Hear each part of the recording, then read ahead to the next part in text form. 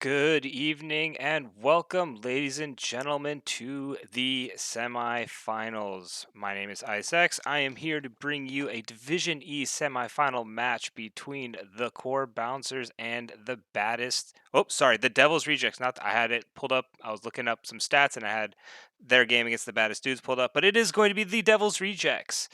Both teams are in the top half of the Division E final standings. The Core Bouncers come in as the number one seed here. The Devil's Rejects come in as the number four.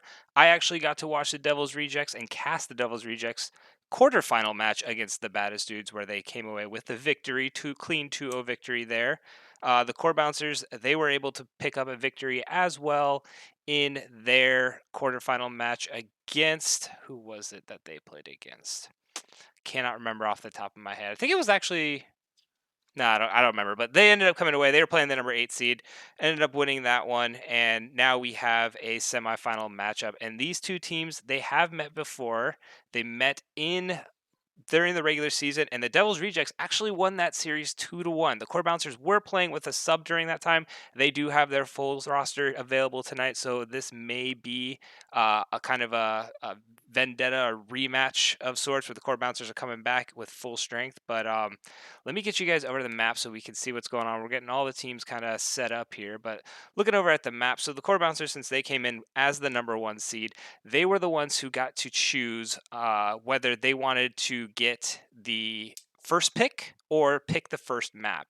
They elected to go with first pick. So since they chose the first pick, the Devil's Rejects got to ban first. Devil's Rejects banned Alterac Pass and Hanamura Temple. The Core Bouncers banned Cursed Hollow and Battlefield of Eternity, and the Devil's Rejects elected to go to Towers of Doom as the first match. I want to point out to everybody why I'm so hyped for this series is the semifinals. We are going to go to a best of 5. It is no longer a best of 3. This game could go the entire distance, go all the way to game 5. It could be a marathon. It could be a sprint. We have no idea what's going to come out, but I just got the invite to the lobby. Let me make sure the teams are ready to go, and then I will just keep blowing out stats until we're there. But yeah, before it's interesting to note, before they played on Tomb of the Spider Queen, Infernal Shrines, and Volskaya. All three maps are available tonight as well. The Tomb of the Spider Queen was won by the Core Bouncers when they played. Infernal Shrines and Volskaya was won by the Devil's Rejects. So they did not play on Towers of Doom in their last match. So this is going to be a new thing for both teams as far as their series go. Also important to note out, the Devil's Rejects actually came back and reverse swept them in that series. They dropped game 1, but then they came back and won game 2 and 3 to win the series 2-1. So just because they may drop a game or two, if we see the Devil's Rejects lose that game 1 to game 2, we already know that they can come back, regroup, and start that reverse sweep. So it's going to be a little tougher going against the number 1 seed, but they've done it before. They could possibly do it again. I'm excited to see what kind of picks we're coming out. We're looking to see if everybody's getting ready in the lobby. Both teams, one team is ready to go. We're just waiting for that second team to give the all clear, and then we will get over into the pick and ban phase. Oh, and here we go. Game 1. Into picks and bans we go. The interesting with to see what's going to go on with the ban phase. The Core Bouncers, they're known for like their Sylvanas play. They've played all through season. I've been able to cast them like 3 or 4 times this season. I think it was 3, but they're known for the Sylvanas, and other teams know about it too. So it gets banned out against them a lot. They also known they play a lot of Lucio. Nemesis plays a mean Tassadar. He likes Tassadar, so we may see a target ban with the Tassadar as well. And then they also play a Lunara, very mobile champion. We're already seeing Sylvanas coming out as a ban, so that's gone. But Captain John, he also goes on to a Lunara as well. So we could see a Lunara due to her high mobility. I don't necessarily anticipate on Towers of Doom. It's not a very favored Lunara map, but on the bigger, wider maps where there's not as much close quarters, we may see the Lunara come out tonight. On the side of the Devil's Rejects, one thing I saw last week in their quarterfinal series was Junkrat come out. Corso played a Junkrat, and he played a mean Junkrat, put out some... it was nasty damage, significant amount of damage. And play the Junkrat very well. So we may see the Junkrat being one of the picks coming in as well. But there again, we see a Sylvanas ban and a Lunar ban. So both focused on Captain John Jay's pool. With he's known for the Sylvanas and the Lunar. And we see Credit Clown picking up the Mei right away. I've seen them play Mei recently on the Core Bouncers. They played it on Ultra Pass a couple weeks ago, and Mei is a fantastic champion. She's great on this map as well due to all his fighting in close corridors. They paired it with the Urel last time. Since the Gazlo just got picked up, we may see a Urel get picked up by the Core Bouncers here as well, but immediately we see Tassadar being picked up and Gazlo. So Tassadar may be stealing it away from Nemesis because they know Nemesis plays it and it wasn't banned, but Tassadar also really pairs well with the Gazlo. So the Gazlo putting down the Grav Bomb and then Tassadar being able to cause that burst damage either with a Black Hole or putting just down the Psionic Storm and putting down a lot of burst damage. So it's a good little combo that we're seeing come out so far.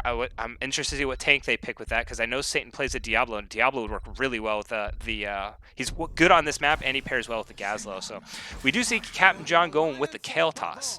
And then Anduin picked up by Captain Garbo. That's not a surprise with the Mei. They've played this comp before with the Mei Anduin. The Anduin putting the light bomb in the Mei charging in and just being able to cause a massive amount of crowd control put down and then follow up with the snowball. So pretty standard comp coming out from the Core Bouncers, except Captain John not being on one of his Sylvanas or his Lunar. He's got to go to something else. Leoric getting banned out here, so they didn't want the Leoric being in the lane matchup against the Gazlo, but we're seeing the Malfurion ban come out as well. So I expect to see the Core Bouncers possibly go with the Urel. Out of the Devil's Rejects here, something to match up against us, they're going to need their Core Bouncers are showing they're having heavy engage. They're going all in on these fights. Either the Core Bouncers or the Devil's Rejects say, you know, we're going the Diablo and we're going to go all in too with the Diablo Grab Bomb, or they need to start getting some disengage. And they pick up the Stukov, which can get that disengage with that silent root that goes off at level 13. And they get the Rainer who can knock away or just zone with the Hyperion, and like they can disengage a little bit. So we did see a little bit of disengage coming out on the side of the Devil's Rejects, which is good. Rainer does very well on this map. Stukov excels at this map because of all the small corridors to fight over. Vala getting picked up by Nemesis, so I did see him play Vala once before. I'm going to be interested to see how he does with this comp, because I don't think I've seen the Vala with this specific comp that they play with, and they round out with the Sonya, and Satan picks up his Diablo. So I expected the Diablo as a possibility. Both teams are showing that they have heavy engage potential. Both teams are going to look for a fight. This is going to be a very, very scrappy Towers of Doom map. I expect a lot of action going on, especially in that bot lane. I don't expect this to be kind of a wait and see. We may see a little bit of that at first due to it is the semifinals. Both teams' nerves are a little high. They don't want to drop game one, but I fully anticipate once the trigger gets pulled and the fireworks start going off, we're just going to see fight after fight, scrappy fight after scrappy fight between these two teams, and it's going to be who can execute that better. So, I mean, I always look at these comps. I've said in the past, you know, it doesn't matter what the Core Bouncers are going up against, whether I think they have an inferior draft or a better draft, because they just execute very well, whatever draft they pull out. So if they can execute it well, I know that they're going to be able to pull out a really good map. That was a really fast load, so we're already in game. As on the side of the Devil's Rejects, I know they can play well. Satan does some great shot calling and engages on Diablo, so they have the potential there. So let's get these teams introduced and get going on Towers of Doom. On the side of the Core Bouncer, we got Captain Garbo on the Anduin, Dan Solo on the Sonya, Nemesis on the Vala, Credit Clown sitting on that Mei, and Captain John on the Kale Toss. On the side of the Devil's Rejects, we got Jack of All on the Gazlo, we got D Nasty on the Stukov, Snuggly Ninja on the Tassadar, Satan Saves on the Diablo, and Leviathan sitting on that Raynor. Off to mid we go. Game one, I anticipate not a lot of fighting going on just because the nerves might be high, but maybe one team's like, you know what, let's commit. Expect if Diablo sees somebody close to a wall, he's going to go pick that target off, but we will TBD on that. Raynor did go with the Ice in the Hole, so he is going to go for a little bit more damage instead of the wave clear. But they do have the wave clear with the Tassadar already, so the Tassadar is going to be able to provide that wave clear. We see both teams rotating, and this is where we're going to spend a majority of our time on this map. Bot lane, each team going to be trying to get the fort of the opposing team, take the Scrappers camp, and create that pressure. Snuggly Ninja taking a little bit of damage there. He'll heal up fine. He'll be okay. He just wants to make sure that he can get a little bit better positioning. As we can already know with this, Captain John on the Kale Toss will be able to get some really fast wave clear going. Then the side of the Devil's Rejects, the Snuggly Ninja is going to be able to respond with the Tassadar and be able to do that as well. But we see Captain John rotating up on the Kael'thas. Not usually what you see. You usually see the 4 in the bot lane and then the 2 double soakers kind of going back and forth. But Captain John decided to go out, help out his double soaker a little bit, and then we already see the Devil's Reject coming over, starting up their pumpkins, their sapper camp here on the right. The core bouncers, they're responding just the same way. I don't anticipate Diablo's going to look for a fight. He's only at 17 souls right now, so he may just, yeah, he's staying in this bot lane. He's trying to stack up, get up to that really tanky. We see Tassadar deciding to go with that static charge quest, trying to get as much auto attacks in to get the blade, but May does go in, get some damage. Snuggly Ninja walks forward. He's starting to get fairly low. Needs to back up, maybe a little too aggressive. The wall did end up saving him, trying to get that combo with the Diablo, but Snuggly Ninja getting fairly low. Nice little counter engage by the core bouncers there, getting one of the main assassins on the Devil's Rejects low. And we see just some fighting over these scrapper camps, making sure they can pick off and do the damage. I did also forget to mention, Kael'thas, the Living Bomb is a pretty good pick on this map, just because teams are forced into those close corridors. So if the Living Bomb does spread for the side of the core bouncers, they will be able to put down some serious damage with that Kael'thas. Gul'dan is also another one with the corruption, but Snuggly Ninja a little over in a little bit of a bad position, but Diablo does go in and lands the stun onto Nemesis on the Vala. Vala getting fairly low, but Diablo having to back away because he's getting low himself. Just not quite as tanky as he wants to be yet. Both teams kind of scrapping it out there a little bit, but neither team really wanted to pull the trigger. Again, I wouldn't spend too much time up here because it's just going to be Gazlo clearing waves, Sonya clearing waves. They're going to go back and forth, but we do see them collapsing. The core bouncer clapping on Gazlo. Unstoppable pop, nice unstoppable to avoid the Kael'thas tornado there, and he ends up being able to get away. No crowd control going there. The Devil's Rejects are looking to get a pick onto Credit Cloud, and he pops the Unstoppable, goes into the turret, and pops the root. Raynor getting fairly low here, getting stunned out by the Mei. They just don't have the follow-up damage there. The minion wave was pushed all the way, so Captain John wanted to clear some of the minion waves, and the follow-up damage just wasn't quite there to be able to finish off the Raynor, and we see objectives coming up. Diablo lands the flip and the root onto the Anduin there. Anduin is caught out a little bit by the wall, but Snuggly Ninja getting knocked up by the Kael'thas. Vala going after the Stukov in the back. A little bit of spread damage coming from the core bouncers, and while that was all going on, the Devil's Rejects were able to clean up and get that bottom. So 8 core shots going in favor of the Devil's Rejects there. They were able to get those 2 objectives versus the one on the core bouncers. Core bouncers, little shaky to start off. They're not all focusing the same target. They're kind of spread out a little bit. I expect fully that they will clean this up and they'll be able to get back in, going into the driver's seat here in a little bit. But we do see Snuggly Ninja also getting just a little far forward on that Tassadar from time to time, so we'll have to keep our eye on that Tassadar position. If he can keep himself safe, he should be okay and be able to pump out the damage that we want to see coming out from a Tassadar. But camp's coming back online again. Looks like the core bouncers are looking at rotating mid, maybe getting a gank on this Gazlo again. We're going to try number 2. Sonya does land the stun. May goes in, but Gazlo's already behind. May gets stunned out actually underneath the tower. Going to take a little bit of damage there while the rest of the Devil's Rejects pick up their camp. So now that the Devil's Rejects have finished it, both teams are on 7. The experience is still fairly close, but the Devil's Rejects, they can contest this camp that's up, and that will just keep the core bouncers from clearing out their sapper camp. This is a good delay coming over from the side of the Devil's Rejects, not allowing the core bouncers really to get their camp, and they may be able to just escort these minions in uncontested. We'll see what the Mei elects to do here. Diablo does get rooted out by the end of it, but now that the Diablo knows that root is not up, he decides to flip the Captain Garbo, starts doing some serious damage, didn't get the knockback. D Nasty tried to put down the silence, but took a little bit of damage himself. Those minions haven't run in quite yet. It doesn't look like they're going to get all the way in, and the core bouncers do a nice job of cleaning that out. D Nasty getting fairly low to go off. May getting stunned out by the Diablo. Diablo getting knocked up by the Kael'thas. Living Bomb on the Raynor. Ooh, it barely doesn't spread to the Stukov. The Stukov should have no problem healing his team up there.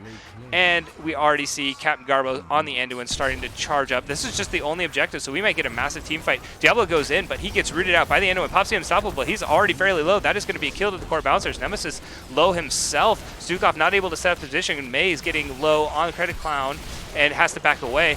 Snuggly Ninja stuck right in the middle. The Vala does put some damage down and ends up finishing off the Tassadar as well. So that's 2 kills going over for the core bouncers, and they have to back off and give this objective up. So nice execution there by the core bouncers. They were able to get the kill onto the Diablo, and the Tassadar he stepped a little too far forward there, and Vala was able to get him behind and kind of pitch him off right in this corridor that he had nowhere to go. He had to try and run away, but there was just nowhere to run, and ends up going down himself. So that's 2 kills going over to the core bouncers. That's going to give him about a quarter level lead. They will get their camp up here. May looking like she wants to go get healed up on some mana and some health. And so, yeah, we're seeing that's a pretty good fight for the side of the core bouncers, already getting their little bit of an advantage going on going forward. And we should be able to see them, hit their 10s first. Both teams should be 10 by the time that the next objective comes online, so we will see ultimates start coming out from both teams. Vala is electing to go with that Krita the Hunter. She's got it about 2/3 of the way done. So a little bit longer, and she will already start being able to put out some significant damage. You can see it's going to be an additional 2% of basic attack damage per stack that she's going to have on that Hatred. So she will be able to put out an additional 20% if she can get stacked all the way up. So the Vala is going to be, causing some serious damage onto that front line. That Diablo is going to be a lot more squishy to the Vala than what Diablo usually is. We do see that Satan Saves is at 82 stacks already. The core bouncers looking like they're trying to set up, but Diablo scouts it out. Gets on the Captain Garbo. Captain Garbo is flipped into the team, so he lands a 3-man stun. Snuggly Ninja very overextended there. D Nasty already going down on Stukov. Grab Bomb goes down. Vala gets traded out in return. We do see Raynor coming in and being able to put out this consistent damage. Snuggly Ninja gets caught inside the Chaos Flame Strike. So it looks like right now it's a 3-to-1 trade. I don't know if Diablo and the Gazlo can break this out and get another kill for their team. We do see that the objective is starting to spawn now. Anduin does pull the Sonya back there, so that is a good cooldown to get out of the Anduin there. They won't have it for another 80 seconds. Jakoval is trying to get some of these waves clear, and they should be able to stall over their own objective so the rest of the Devil's Rejects can get over here. Important to note, the Devil's Rejects, they will come out fairly healthy. The core bouncers, they're not healthy at this point. So if they find a fight, Diablo is at his full stack. So if they do find a fight they like, they could take this here. Diablo is looking. He looks to grab Captain John Jay. He buffs the Unstoppable to get himself away, but nice wall by the Tassadar breaking off the Sonya, but the whole team of the Devil's Rejects group up. 3-man root by the Vala. Tassadar getting knocked all the way out of this fight. Credit Clown gets the Light Bomb on him, and he stuns only the Gazlo, but the Gazlo does go down. Stukov caught in the middle of that storm by the Mei, and D Nasty is getting fairly low himself. That should be a kill onto the Stukov. Raynor getting knocked away by the Mei. Oh, and Mei coming in massive here. That is 4 kills going over for the core bouncers. That Mei, holy moly, that was a fantastic play to knock the Raynor back into his alleyway and say, sorry, you're not coming out this way. You're going down. And that's 4 kills in favor of the core bouncers. They do have an entire level and a half lead, and they are going to control this bot lane map.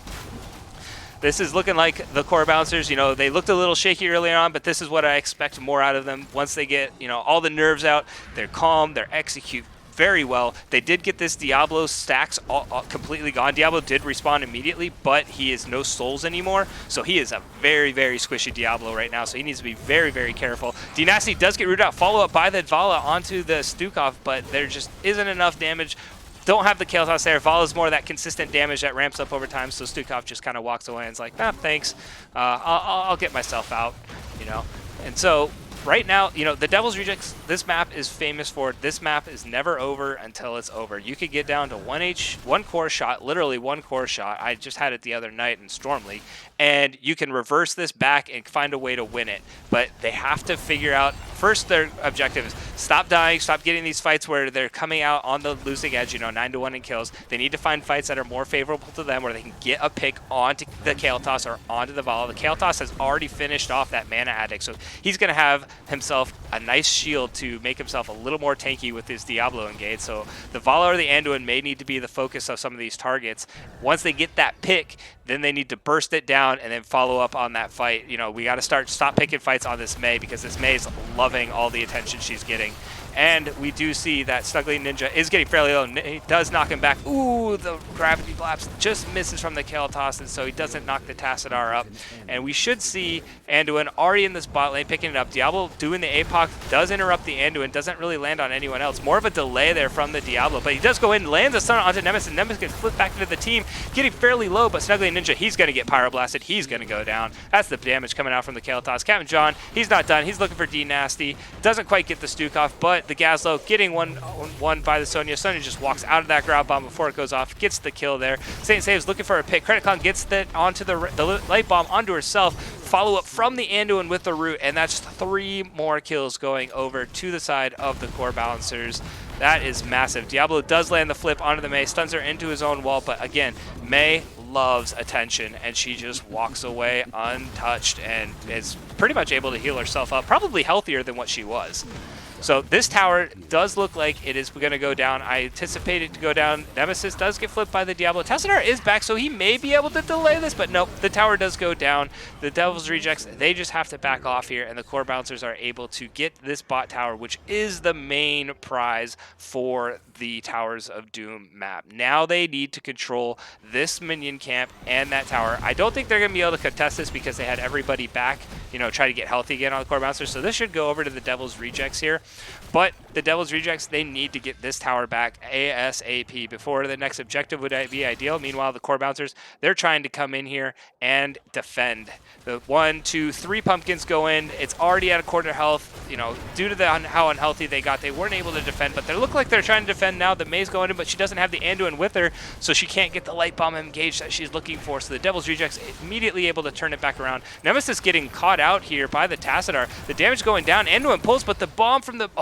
I thought the Rainer's Rainer bombs that were going to be able to finish her off there, but she gets away with just a little bit of health on the Vala.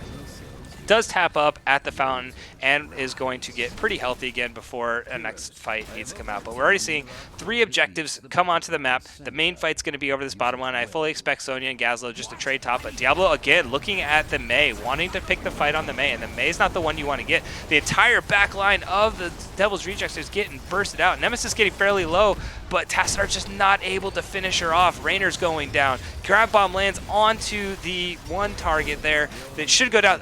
They're all grouped up, but the damage just isn't there. Nice burst by Snuggly Ninja there on the Tassadar. Good flip by the Diablo onto the Kael'thas. They found a little bit of salvation there. It was just wish the Tassadar had his, if he had his burst up a little bit sooner. They had 4 members inside of that push just hanging out for the core bouncers, all really low, and that could have been devastating for the core bouncers. That could have been the Devil's Rejects way to get back in, but not able to do that, and so they are able to, however, small victory here for the Devil's Rejects. They do win the objective fight. They get 2 objectives to the Devil's Rejects 1. Captain John Jay is just trying to get some experience down here. They also did that down a talent tier. I need to point that out. Like, that shouldn't go unnoticed. That they did that whole thing down level 16 while the core bouncers had it, so that's showing that the Devil's Rejects, they may be starting to come online here a little bit. They may have regrouped, figured things out a bit. We know the Devil's Rejects are good at rebooting, getting ready, having a little chat, and then going back into the game. So this, this isn't over yet. Tassadar's going to solo defend this bottom. He doesn't quite have the wave clear that Kael'thas does, that he could just clear this wave out. He'll be able to get the wave low, but he doesn't want to get killed here. He needs to be very careful with his position. These sappers are going to come in. If he dies and the tower goes down, that's devastating. If the tower goes down, he could just try and get it healthy again, but he looks like he's trying to defend this. Here come the Devil's Rejects. They're coming in with the Diablo, but still, it's only a 3-on-4 here. The tower stays alive with just a scrap of health. Unfortunately, no Abathur to heal it back up, so it will stay at that low health for the rest of this game. Tassadar does get rooted out here. Vala vaults in aggressively to land the root, but unfortunately it doesn't land. Saves does land the stun, just a little poor on the timing, and Nemesis did not get stunned out there, but the grab bomb going down, does it land? It does onto the Anduin. The Anduin gets pulled into the grab bomb, and that's a kill going over for the Devil's Rejects.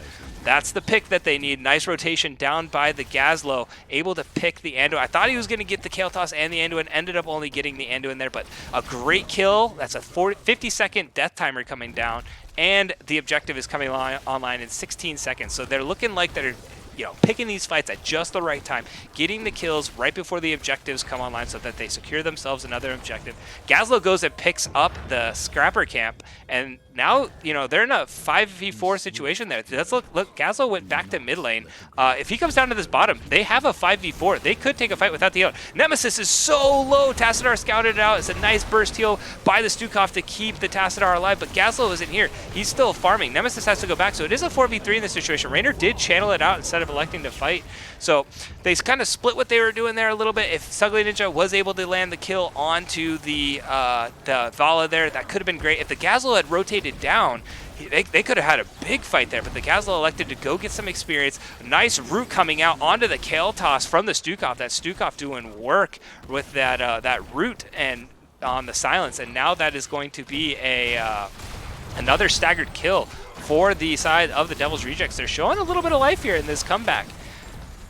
So, I mean, the core bouncers, they just need to wait till they're fully 5 again. They were winning the 5v5 fights. They have the level 20 advantage. The Devil's Rejects shouldn't have 20 before they're 5 again, so the core bouncers need to calm themselves down, recollect, get their full 5 squad online, and then pick a fight. This is not what they want to do. They should just give this one up, because if the Devil's Rejects can continue to stagger them here, Satan's looking like he's looking for a fight. You know, they got a 4v3 situation going on here, but just not pulling the trigger. Doesn't want to. He's a little hesitant. He does see the Sonya is mid lane, so maybe that's what he's looking for. But he lands a stem on the Nemesis. He actually flips him out of the APOC, but they got the burst damage to get the kill anyway. And again, that's another staggered death.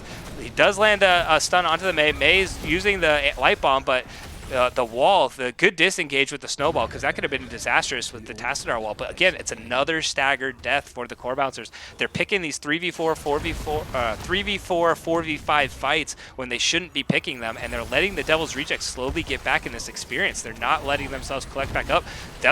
Satan Saves looks like he wants some more. He could get that Kale Toss or that Endo, and they're being a little over aggressive, but it looks like they're happy with the tower. Now they have bot tower pressure, and they're looking like they're going to get some towers here as well. They might get both of these. The the core bouncers, they're looking like they want to contest, but this is a 5v3 situation. If you go in here, you're committing to a really, really bad fight. They don't have Vala up for 14 more seconds. Diablo does all this send. He lands it on the Kale Toss, excuse me. Kale Toss goes down. Massive plays coming out from Satan Saves. He hasn't picked all the fights, but when he picks the fights, they are coming in big, and they're getting the kill. Another staggered death going in for the Devil's Rejects. The core bouncers are just unfortunately getting staggered, and now look at this. They were down, I think it was like 12 to 32 or 12 to 28, and now it's 12 to 10. The Devil's Rejects are now actually back in the driver's seat, winning this game. They have the tower pressure on bot lane. They are in control of this game. All they need to do is defend this, escort the sappers in, and win the next objective, which is in a fantastic position for the Devil's Rejects, being in that bot lane. It's 1, so it won't be enough to end the game with 5 shots, but it'll be 5 shots nonetheless. The boss will give them 4 shots if they elect to go for the boss. So really, out of the sapper camp that they're escorting up right now, they only need 1 of these 3 sappers to do core damage, and they've got game-winning condition on the line with this next objective. We're going to see what the core bouncers can do here. They don't want to stagger another death. They have to defend, but it's better to give up 1 sapper shot than get killed. Nemesis getting a little low, but they're doing a good job with their positioning now. Sapper doesn't go off. Satan Saves looks like he wants to flip, but now they're 4v4. This is what the core bouncers wanted. Mei getting the avalanche or the snowball in to go backwards. Gets the Stukov out. The Tassadar getting a little too far forward, but a nice flip, and APOC. Ooh, Tassadar getting low from the Pyroblast. It's a bit of a chaotic fight here. Leviathan getting fairly low on that Raynor, but nice follow-up burst. Oh, and Raynor does land the penetrating shot to get the kill onto the Vala. A fantastic kill from the Raynor here. They did get, if you look, they were able to get that 1 scrapper to go in. They are at 9. Bot objective will give them 5 shots. That will get them to 4, and boss will be the game-winning play. They need to go get this. They need to go straight to boss right now and pick a 5v4 fight while Vala's still dead over that boss play. Looks like that's what they're starting to do. They're starting to rotate away from this tower. Gazlo launched the bombs. That's 5 shots going over. They look like they're stopping for the camp. I wouldn't go for the camp here. Boss does end the game with 4, and they have 30 more seconds of advantage. Maybe they're going to put the scabber camp first, get that moving so the core bouncers go defend it, and then go to the boss. That's not a bad idea. I like that idea, but if that was the core bouncers, you can't defend those scrappers. You got to go fight over this boss. So if they send anybody to defend those scrappers will go in, and now here's the boss play. This is potentially game point on the line. If the Devil's Rejects are able to get it, Diablo just trying to zone people off. I don't think he needs to do that. I think he needs to just sit back. Grab bomb does go down, lands on 2. Mei getting fairly low, but Stukov actually knocked her away with the flailing swipe, so Mei able to get away safely. D-Nasty getting fairly low on that Stukov. The boss is still at about a quarter health. 4v5 situation. The core bouncers are looking for this. Vala is trying to run over here as quickly as she can. Oh my gosh, nobody is dropped yet. The core bouncers are able to hold on. Credit Clown getting fairly low on the Mei, but the Sonya lands a kill onto the Gazlo. Flip over by the Diablo. The kill does end up going down, but Sonya landing a kill on the Raynor. The boss did get picked up by the Devil's Rejects, and they are able to finish it. A nice last flailing swipe coming in from the Stukov, and that will be game 1 going over to the Devil's Rejects. Behind pretty much the entire beginning and mid-game. They were in it a little bit at the beginning, but the whole mid-game, it looked like the core bouncers were just starting to cook with gas, and all of a sudden, they found a pick, they found a second pick, they found a third pick, they found a fourth pick, and they just kept staggering the core bouncers when the core bouncers just needed to regroup, and those picks let them catch back up, and they got into the driver's seat, and they drove all the way to victory. So fantastic come behind win. I mean, if you even look at the kills here, 15 to 8 in favor of the core bouncers. Like, they were just massively ahead. But of those 8 kills, I would think that at least 6 of them were probably staggered kills in the late game, which is just massively advantageous for the Devil's Rejects. That's the comp they picked with the Diablo and the Tassadar, looking to get those picks. They executed it well. Tassadar put out massive damage. 96,000 damage there. He did get a little overzealous with some of those positionings, getting caught out a little too far ahead, but ultimately, in the end, he only died 3 times. Stukov was probably his heart was probably racing a mile a minute trying to keep Tassadar alive there, but Stukov was putting out the significant healing that we saw going in there and able to pick up game number 1. So that will be game number 1 going over to the side of the Devil's Rejects. Let me get you guys back over to the map screen so you can see what's going on here. So we got a 1-0 lead going for the Devil's Rejects. Still a lot of games left to be played. This isn't over till it's over kind of deal. We're best of 5. That was just game 1. Even if the core bouncers drop game 2, they're still in it. They need to go back. They need to figure out their strategy. And I think their strategy is just, hey, guys, we were doing well. We were doing everything we wanted to do. We were playing this so clean. And then we just wouldn't stop staggering our death. We wouldn't wait and give up one small objective and get back to a 5v5 and just take it when we had a level 8. And maybe that was why they wanted to pick those fights. They're like, oh, we have our 20s. They're only level 18. We can win a 3v4. But Diablo was like, nah, I'm gonna do my APOC combo on you, and you're going down. So it'll be interesting to see where we go for map 2. Remember, in this series before, they did play on Tomb of the Spider Queen, and the core bouncers did win that map. So maybe the core bouncers are looking at a possible trip to Tomb of the Spider Queen to get on a map that they know they've already won, and get that victory back and send it to now a best of 3 series. But yeah, I'm excited. That was a fantastic game 1, back and forth the whole way. Kind of what I expect out of a Towers of Doom map. And like we said, it ain't over till it's over on Towers of Doom. Thankfully, that makes some exciting matches. So I'm just waiting to see what we're gonna get from these teams here as far as a game 2. I haven't gotten an invite to any lobbies yet. But we'll just we'll hang out here for a little bit. I could take you back to the stats screen. I'll just read off some stats from the last game while we're here. The Sonya actually did do a better job than the Gazlo at the double soaking, but we did see the Gazlo rotating down into some of those team fights before the Sonya. So he sacrificed a little bit of experience, but ultimately got the team fight value, which was big because the Gazlo landing some of those grab bombs got the kill on the Anduin, got the kill on the Kale Toss, and those 2 kills were able to help that team, catch back up ultimately in experience. So even though they were behind in experience, and Gazlo's like, I need to double soak to get back up. If you double soak the Sonya, you're going to stay the same amount of experience behind. So he's looking to get some of those fights and get some of those kills to get his team back in it. Let me see. We are going to Infernal Shrines for game number 2. So I'm just figuring out which team picked the map here. Looks like the team 1, which is the core bouncers, so the core bouncers elected to go with first pick again. They gave map choice over to the Devil's Rejects again, and the Devil's Rejects said, we're going to go to Infernal Shrines. So Infernal Shrines picked by the Devil's Rejects. That is where we're headed. They did play on this map in their last series, and the Devil's Rejects came away with that win.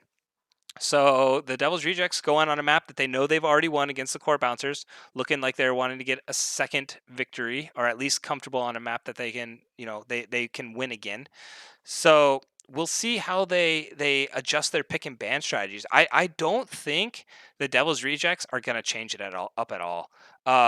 Even though we saw good engages from the Mei, even though we know the Mei Anduin combo is disastrous, they came away with that victory in the end, and I think they're going to just continue to target ban Captain John, getting rid of that Sylvanas, getting rid of that Lunara. That might be what we see coming out of the Devil's Rejects. On the side of the core bouncers, if they would adjust ban strategies, maybe get rid of the Stukov, because the Stukov was able to do some significant healing and get those silence pools down.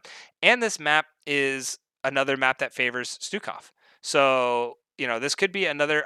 We could see an adjustment to a Stukov ban. I don't know if we're going to see a Diablo ban. This isn't, Diablo does okay here, but it's not as great as the the Towers of Doom map. He's much better with those smaller maps. This is a little more of an open map. There is some small little walls around the objectives. Oh, here we go. Getting into it on Infernal Shrine. So we'll see how these teams decide to adjust their pick and ban strategies in this second map going into on Infernal Shrines. Let me see if I've missed anything in chat while we're waiting for these bans. Looks like it was a lot of like, all right, here we go. Core bouncers are, doing what we expect. And then all of a sudden, here we go. Comeback City by Geo in the chat. Everybody's everybody's super stoked that we're the Devil's Rejects started to come out, and then just a lot of celebration going on with the core bouncer or the Devil's Rejects pulling that game from behind. But we're already seeing same bans coming out in this second game that we saw in the first game. Sylvanas getting targeted as well. Diva Orphea being targeted by the core bouncers. Again, if we see the Lunara, then it's going to be the exact same bans coming out, which is kind of what I expected. There could have been a little bit of adjustment from the core bouncers. I didn't think the Devil's Rejects were going to adjust anything, and nope, they banned Lunara, so they don't adjust a thing. But now we'll see if they do decide to go with the... Oh, they want the Tassadar on Nemesis. So Nemesis loves Tassadar. He does a fantastic Tassadar. He didn't pick it first pick last game, gave it over to the Devil's Rejects, and now he's like, no, I'm going to show you how you play Tassadar. But again, Gazlo and Mei being picked up by the Devil's Rejects. So we're seeing the Gazlo come in again, and now they're saying, you play Mei, we want to play Mei. So we're seeing the Mei being a little bit of Mei and Tassadar being flip-flopped on either team. Sorry, I had to take a little bit of a drink there, make sure I'm not running out of steam, or at least my throat's going to last this potential 5-game series. Garrosh Lucio. Okay. Captain Carbo, I knew played Lucio. Credit going on the Garrosh. I've seen him play it once or twice. I know he can play it, but it's the coordination's got to be there. And against a Mei Gazlo, the Mei can absolutely make Garrosh's day a living hell. She's able to zone off the Garrosh. She can poke him from safety. If he throws the Mei can get out very easily. So it's gonna be like a Credit Clown versus Satan Saves kind of standoff here on who's gonna play that tank better. So is Garrosh gonna get the value because Mei is not doing what she needs to do, or is Mei doing everything she wants to do and just shut down that Garrosh? TBD. We'll have to wait and see. That's why we play the game. We don't just leave it up to pick ban strategies, but. The Garrosh is coming in, and if the Garrosh can land some of those taunts, they do usually run, I should admit, the core bouncers, when they do run the Garrosh, they don't usually run the taunt. They usually run the decimate, the slow and the more damaging ability coming out of Garrosh instead of the taunt. We'll see if they change that. But when I see them play Garrosh, I know that that's what they take. But we see Anduin and Vala being picked up by... Wow, they're just taking everything the core bouncers had last game and like, we want to try this. Except for the Gazlo. They didn't take the Sonya, they went with the Gazlo, but Mei, Vala, and Anduin all picked up from the Devil's Rejects. They only have to get... well, they can't get... No, they can get the Kale Toss, but I don't know if they're going to go for the Kale Toss. Asmodan! All right, Cap John off the Kale Toss onto the Asmodan. So, interesting. The Zul... Great pick on this map. Let me talk about Zul first. Zul's going to be able to just put a lot of pressure in the lane opposite of wherever the objective is. So if it's the objective's top lane, Zul's going to go to that bottom lane and push it out.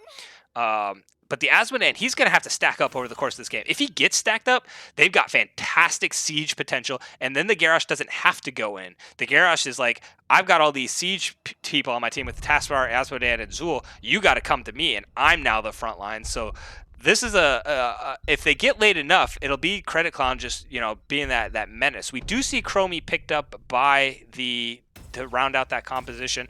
I like Chromie here. Chromie, she's probably going to go Sands of Time just because, even though I like Temporal Loop on Chromie with the medallions in the game right now, it's not as valuable as it once was. Everybody can just medallion out of it. So we'll see what the Chromie starts to go here. I expect, on this map, I usually see Chromie go W build. If they're looking like they need more burst damage, which they may because Val is that more consistent damage, she could go that Q build as well. So we'll see what the Chromie elects to do here. But game 2, hype, let's go. We've got on the blue side, Captain John Jay on that Asmodan, Captain Garbo on the Lucio, Dan Solo on the Zul, Nemesis sitting on the Tassadar, and Credit Clown coming in on that Garrosh. On the side of the Devil's Rejects, we've got Leviathan on the Chromie, Snuggly Ninja on the Vala, Jakuval on the Gazlo, D-Nasty on the Anduin, and Snuggly Ninja sitting on that Vala. Alrighty. Let's see in chat who's coming away with this victory. Looks like we got some cheers for both teams here. Credit and co-credit on the Garrosh. Yes, yeah, I love credit on the Garrosh. It's fun to watch him play. He plays it just a little differently than I'm used to seeing Garrosh, but it works well when he plays it. So we'll see how he chooses to play this now with the team he's got sitting behind him. But Garrosh coming in big in the game too. We'll wait and see. The Gazlo already heading up top lane, getting ready to get some waves pushed in his direction. The Zool will end up rotating up there as well. We should see this rotation between the solo laners may end up staying in that top lane. Zool may actually rotate between mid and bot, mid and top, just because he can double soak a little better. But I fully expect to see this 4-man being the one that's going to rotate between bottom and mid. That's usually what we see here. Credit Clown going in, lands a nice 3-man knockup, but gets a little low himself. Garrosh loves being low, so nice wall to get the saves, kind of wall that's zoned out there. Captain John's heading up, looking like he's trying to get some more damage there. Does land onto the Anduin. Goes for the greed build, so he will be able to put out some more siege damage. You know, is the siege build, but we got to stop onto the Garrosh. The Garrosh getting picked on a little bit here, but as I've said, Garrosh likes to be low. This is, you know, if he's at half health, he's having a good day. He gets just enormously tanky when he gets that low, and the Vala is going to have a hard time chunking through that. I expect the Vala to do a similar build. Ooh, Garrosh going in. The Vala was there, but he elected not to throw her, just continued to follow in. The Vala is still sitting there. Tassadar getting fairly low. Garrosh looking like he wanted to get the Vala, but just elects not to. I mean, I didn't see if he accidentally tossed somebody else. I don't think he tossed it. Oh, but he does land the knock up onto the Vala. Unstoppable pop. And Asmodan with the dunk gets the kill. But we do see the rest of the Devil's Rejects picking up their camp. Credit Clown's like, nah. Oh, nice stop by the Chromie to secure it. I thought they're going to take that for sure. Lucio got caught out a little low. I think May saw it. She was like, oh, maybe I'll go grab that Lucio. But gets thrown back by the Garrosh. As we say, May just likes to walk away from those kinds of situations, and she will.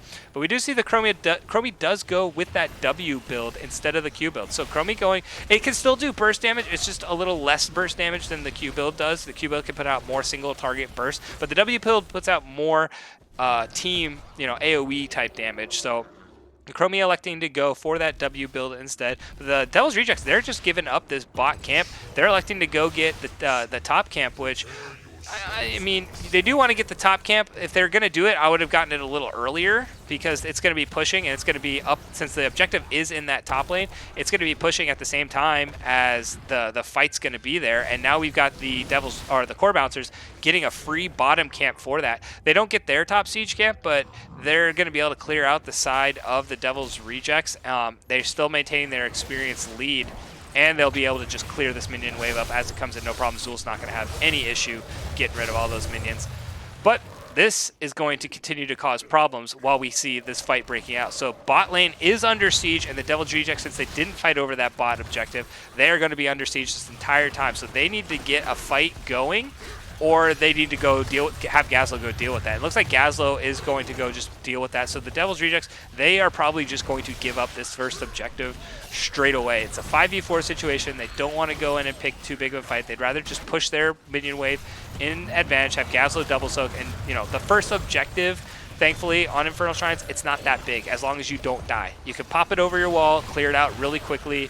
They are actually keeping this, even though 5v4, Chromie is doing work getting some of these kills in there on these minions, and they're keeping it fairly close. Gazlo's rotating up, so it looks like he stopped in mid lane. Nice stop by the Chromie, and the Garrosh throwing the Vala. Vala falls away, but she gets knocked up. That's going to be...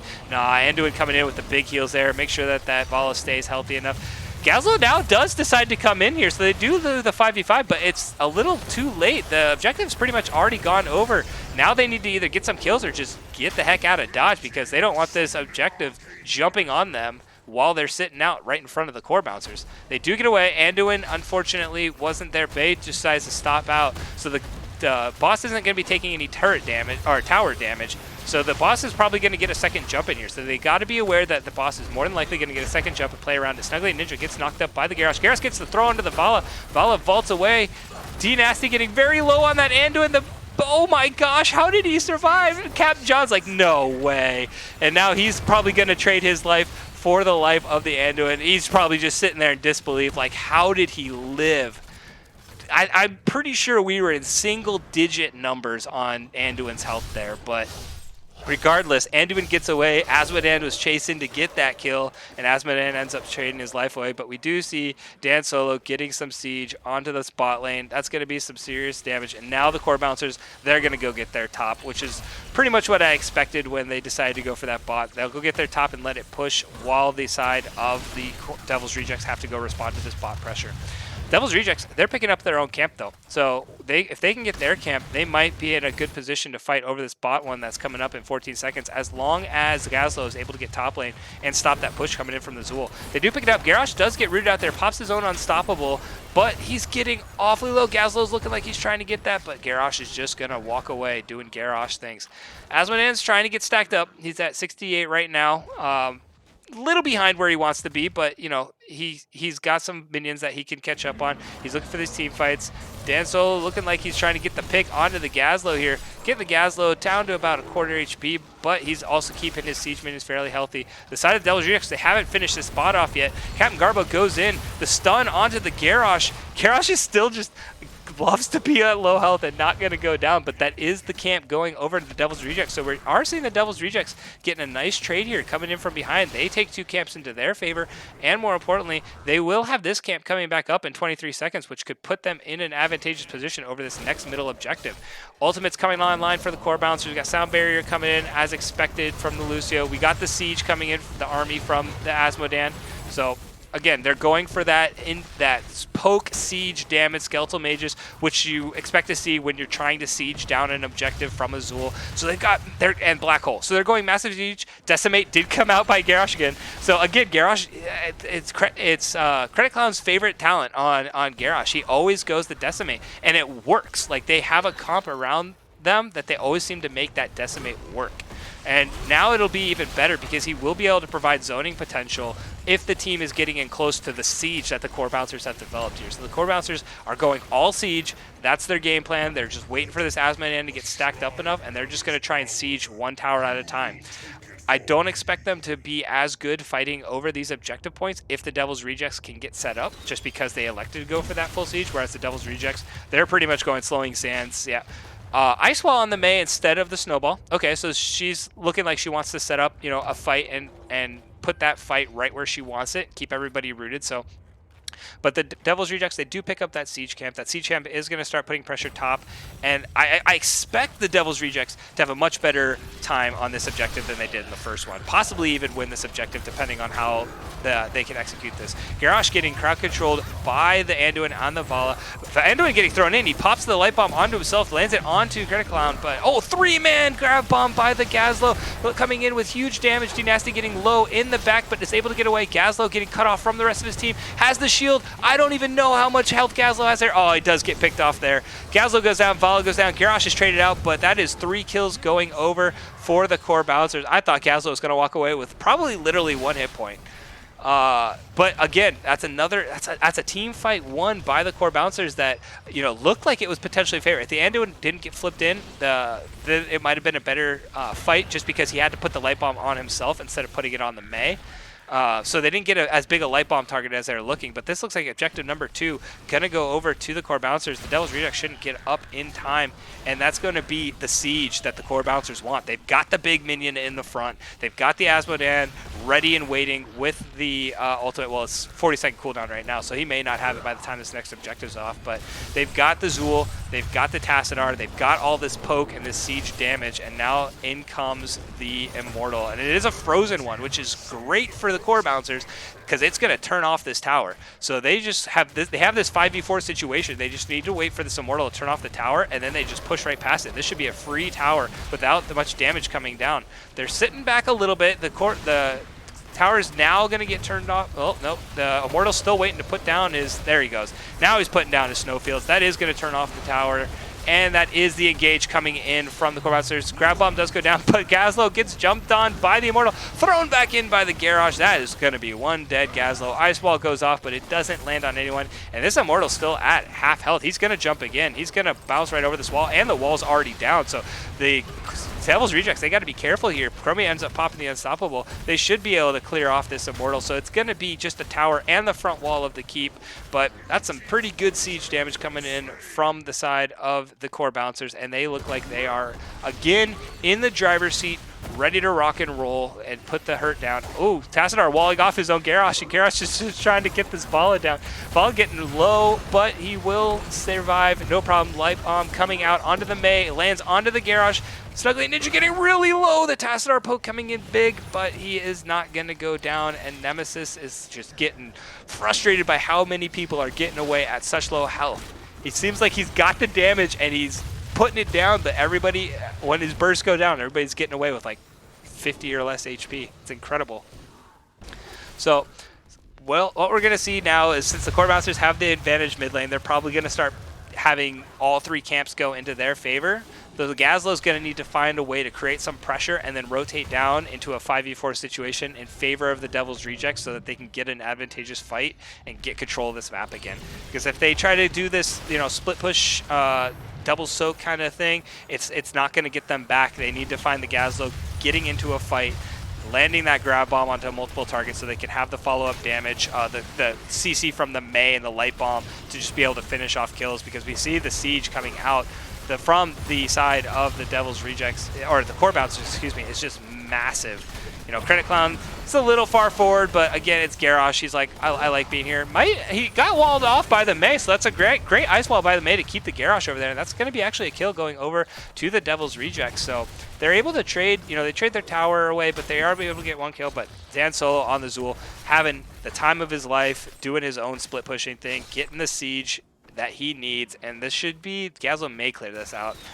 It's going to be close. Gazlo's not able to do it in time, so that will be another tower. So now all three towers are down on the side of the Devil's Rejects. The Core Bouncers will have catapult pressure in all three lanes every third wave, and that's what they need to create this pressure all over the map, while they as a team just five-man siege up whatever lane they choose. Since this lane is top, I expect them to put some pressure bottom, see how much they can get going in that bot lane, especially since they have top lane already pushing, and it looks like that's what they're doing. They're getting some pressure in this bot lane, gonna force the Devil's Rejects to come down into this bot lane and then rotate up top to finish, to start the objective a little earlier than the other team. So we're seeing them rotate up. Devil's Rejects are rotating down, clearing out this wave as quickly as they can because they don't want to fall too far behind on this objective, which will be in the top lane. It's looking like the Core Bouncers are just enjoying being in the driver's seat. But we do see that the both 16s are online for the teams now. So this is going to be a fight that, again, if they are able to pick a team fight that they want, I expect the Devil's Rejects to actually come out ahead in these team fights. It's when they don't get the team fight, you know, the ultimates are just a little off-timed, or they're not able to pick the fight that they want, that they're looking like. And D-Nasty Anduin getting thrown in again, popping the Light Bomb on himself, doesn't land on the Garrosh. The three-man grab bomb does come down, but it's, you know, they're getting zoned out by the Chromie, so there's just a lot of chaos going down. Chromie getting fairly low. We do have Anduin pulling out the Mei. The Mei somehow gets away, and nobody is dead. Garrosh actually gets rooted out by the Anduin in the front. I don't know how nobody died, but Jackball getting thrown back in. He is going to get rooted by the Zool. That is going to be first kill going over, but he takes Zool down with him. He's like, you're throwing me in, I'm taking you with me kind of deal. And now the Devil's Rejects are in a 4v4 situation once Mei gets back. The good news is Mei is coming in here. Lucio did go with that Rejuvenesca, so he will be able to get his tanks healthier faster, those higher health targets healthy faster. But this is a 4v4, and the Devil's Rejects are fairly healthy. Nemesis got rooted out there, and he ends up going down on that Tassadar. Follow-up stun onto Credit Clown, but Captain John, he's a little out of position, does end up getting away. The Garrosh pulls him back, but now this is the side, you know, since it's 34, I expect Aspen to just be able to bomb like he just did and be able to pick up the rest of this. It depends on what the Chromie can do. Val is trying to get in. They're trying to get a kill onto this Asmodan so the Asmodan can't siege as well. I think that they just need to give up this objective while the Asmodan is alive, because the Asmodan's just going to be able to take this up. They need to get down and kill the Asmodan, but they're not. They're trying to race it, and the Asmodan's like, thank you. I will be able to outrace you, no problem. And that is the objective going over for the core bouncers again. So Chromie wasn't able to get, you know, enough siege damage onto, since they were so far behind in numbers, but she was trying, and ultimately the Asmodan just wasn't getting focused, and the Asmodan was able to get the remaining objectives for his team to get the Punisher. So this is another Punisher going in favor of the core bouncers. They have all ultimates online, so I expect this keep to just be gone. They are just waiting. Asmodan does pop the army, so the army is already there on the wall. The Azul is not at the Azul is at the fight, but he's not putting down the ultimate yet. He's holding on to that ultimate. Probably wait for the wall to break down, wait for the second jump, and then he'll put it on. But the Sands of Time is just doing a fantastic job zoning off everybody, and this is going to be a dead Punisher. Light Bomb does go down on the Mei. She lands it down. Oh, this is going to be a huge two-man grab bomb under the keep. This is a fantastic fight for the Devil's Rejects if they could just focus on one target and get him away, and that target does not need to be Garrosh. Dan Solo getting awfully low on the Zul, but he's able to get away. Garrosh getting low. Garrosh ends up going down here just because he tanked forever and a half, but unfortunately forever and a half isn't long enough for a Garrosh, and he does go down to the damage of the Devil's Rejects plus a couple shots from the keep for good measure. So the Devil's Rejects, nice defense. Ultimately, I thought that was going to be a keep for sure going over to the core bouncers. With all the siege they had, I thought they were going to just enjoy what they had up there. But the Devil's Rejects, they were able to put the Chromie slowing sands down in order to keep the side of the core bouncers away from it. And now let's see if the core bouncers learned anything from last game. Are they going to fight over this objective, or are they just going to give it up? Captain Garbo decides he is going to go in. Chromie getting fairly low here, but Gazlo's not here this time. Gazlo is in the bot lane trying to get another objective. It is a 4v4 instead of a 5v4 situation. Chromie putting out the damage onto Dan Solo. Dan Solo getting awfully low on that Zul, and he's going to go down. That's a staggered death. Chromie is traded out there, but in comes the Vala. She's getting fairly low and does go down as well. The Gazlo not being there is just hurting the Devil's Rejects. So the core bouncers, they end up coming away with that fight this time and getting 2 kills to 1. If the Gazlo, I mean, I understand that the objective is important, but man, if the Devil's core bouncer, the minute the core bouncers showed they want to fight, I expected the Gazlo just to rotate up and make that a 5v4. And, you know, the core bouncers looking like they were still wanting to fight while they were a man down late in the game. The Devil's Rejects, they didn't punish them like they did in the other games, and so, you know, the core bouncers getting away with it a little bit in that one and able to get 2 kills there. So they are still in the Jersey, able to take a camp away. They look like they're not done. Credit Clown and Captain Garbo are just sitting in here. They're not going to have the damage to kill these targets, but they're going to try. They throw the Anduin into the back target. Now Tassadar is here. Tassadar should have no problem finishing up that kill, and that's another kill, and now that's a staggered death onto the Devil's Rejects. Gazlo getting caught out behind the wall. Nice wall. He's going to put down the grab bomb, but it's too late. Another kill going over for the core bouncers. Keep going down, and now they have all 5 members alive. They do not have the ultimates up to create the siege pressure that they want for this mid keep, but it looks like they're going to try and get it anyway. Nice 3-man stun by the Chromie there to get the siege to kind of go away a little bit. This keep is going to stay healthy. The next objective is coming online, but the members of the Devil's Rejects will not be alive in time for the start of the objective. They may be able to rush in there late, but as we already saw, if the Asmodan isn't taken out, late don't matter. Asmodan is going to be able to clean up that remaining objective pressure. Asmodan still, he's at 312 stacks. He's not at, you know, where he wanted to be in stack-wise, but that's why he decided to go for the Sin's Grasp at level 20. He wasn't able to get the quest finish from level 1 to the point of 400 globes where he wanted to be, and so he's going to end up just causing some more, getting himself a little more team fight pressure than siege pressure, and that's going to help them in these skirmishes that they're going to have with the damage coming out of the Asmodan here.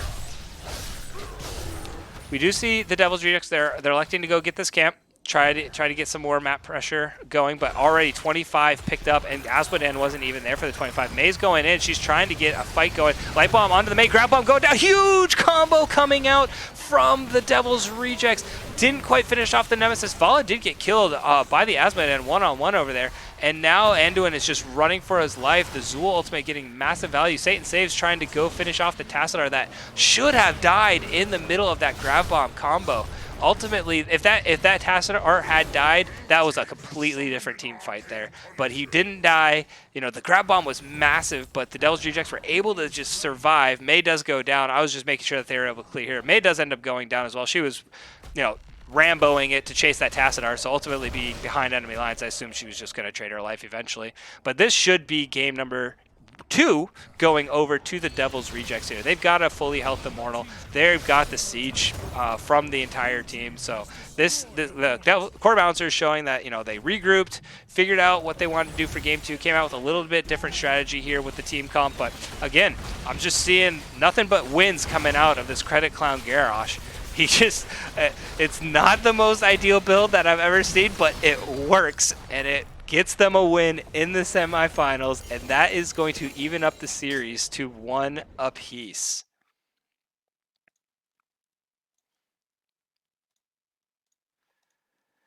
All right, let me get that updated for everybody. Let me get onto my stat screen. So, stat screen coming out, game number 2, and we've got the Asmodan did super.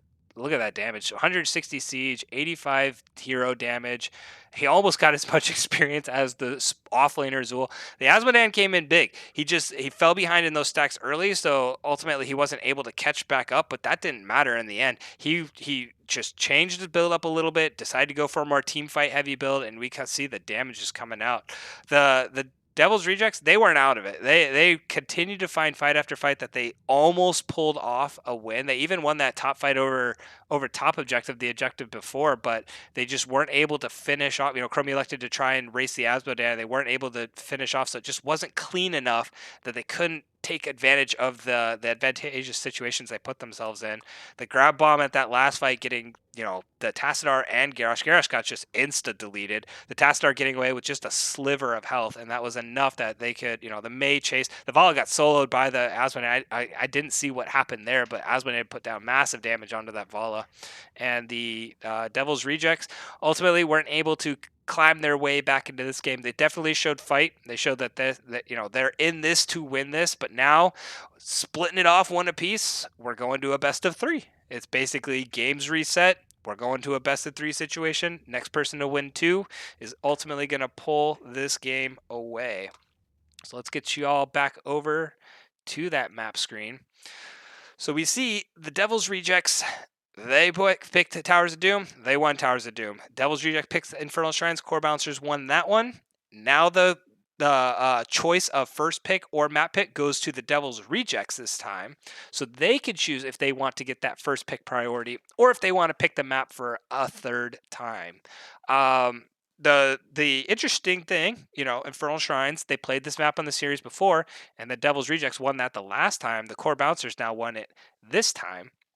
So we're going to see if the map stays the same, or if they pick the same maps and they go with Volskaya, which is what the Devil's Rejects picked last time and won on as well, or if they're going to elect to go first pick and the Core Bouncers take us to Tomb of the Spider Queen, or a completely different map. We've got Tomb of the Spider Queen, Volskaya, Braxis, and Dragic. I hope we get a Braxis game. I haven't casted a Braxis game this entire season.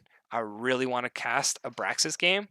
It's not that popular of a map in the lower divisions. In the upper divisions, they have such a crisp strategy for those maps that they can just win a game in under 10 minutes. So they go for Braxis for like the easy win, if they can execute it cleanly. And that's what Braxis, Braxis is infamous for being one of those very shorter maps, because if you can win the early game heavy enough, you're going to win the game, kind of deal. Braxis is a very hard one to come back on. And that's why it's just usually not picked very much. But we're still waiting for both teams. I'm going to look over in chat to see if there's anything missing over in here that I've missed, kind of deal. Red team living at 1 HP. How is the red team living at 1 HP so much? I agree. From Blackstorm, yeah. Credit Clown, or sorry, not Credit Clown, Nemesis had to just be getting so frustrated on that Tassadar, because he'd see somebody at like no health and he'd burst them and they'd get away with like 1, and he just had to be like, come on, I just need you to die. But alrighty, I'm getting the invite for Game 3. Game 3 is going to Volskaya Foundry. And I'm wondering if this is the Devil's Reject who picked up this map again. They elected to choose map for a third time instead of going for first pick. But we will see. Nope. The Core Bouncers. So Devil's Rejects picked first pick. And so the Core Bouncers picked map, and they picked Volskaya Foundry. So Volskaya Foundry is where we're going 3. And this is this is where we went in the first time these two teams played. Volskaya Foundry was played, and the Devil's Rejects won on that one as well. So we already see Infernal Shrines and Volskaya Foundry, both maps that the Devil's Rejects won in their first meeting. One going over to the Core Bouncers. Can the Core Bouncers steal that second win on a map that the Devil's Rejects went on and put them in that hole? TBD. But the Devil's Rejects now going for first pick. Now that we've seen 2 games come out, we've seen a little bit more strategies. Now's where I expect maybe some pick ban strategy getting changed. Looking over from the Devil's Rejects, I don't know if they're gonna I don't anticipate that they're gonna change their pick bans. They seem to want to just ban out Captain John and make him play things that they might not know he plays. So they may stick again with that Sylvanas Lunara ban. On the Core Bouncers, well, they didn't see anything necessarily that frightened them that game. So maybe it's just going to be that Tassadar getting flip flop back and forth between teams, the Gazlo getting flip flop back and forth between teams, the May getting flip flop back and forth for all this entire series, because it looked like pretty much that last game, the Devil's Rejects took the Core Bouncers team comp they had in game 1 and said, we're going to run this, but we're going to run this with a Gazlo instead.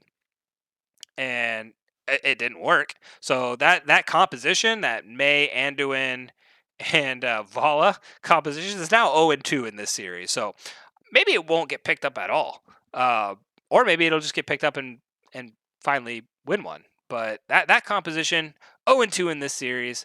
We're just waiting to see when the rest of these teams are ready to go. We're waiting for readies. Looks like one team's on a little bit of a bathroom break. We're halfway. Well, we're 2/5 of the way potentially through this series. I'm getting promised that I'm getting promised that we may see a Murky tonight.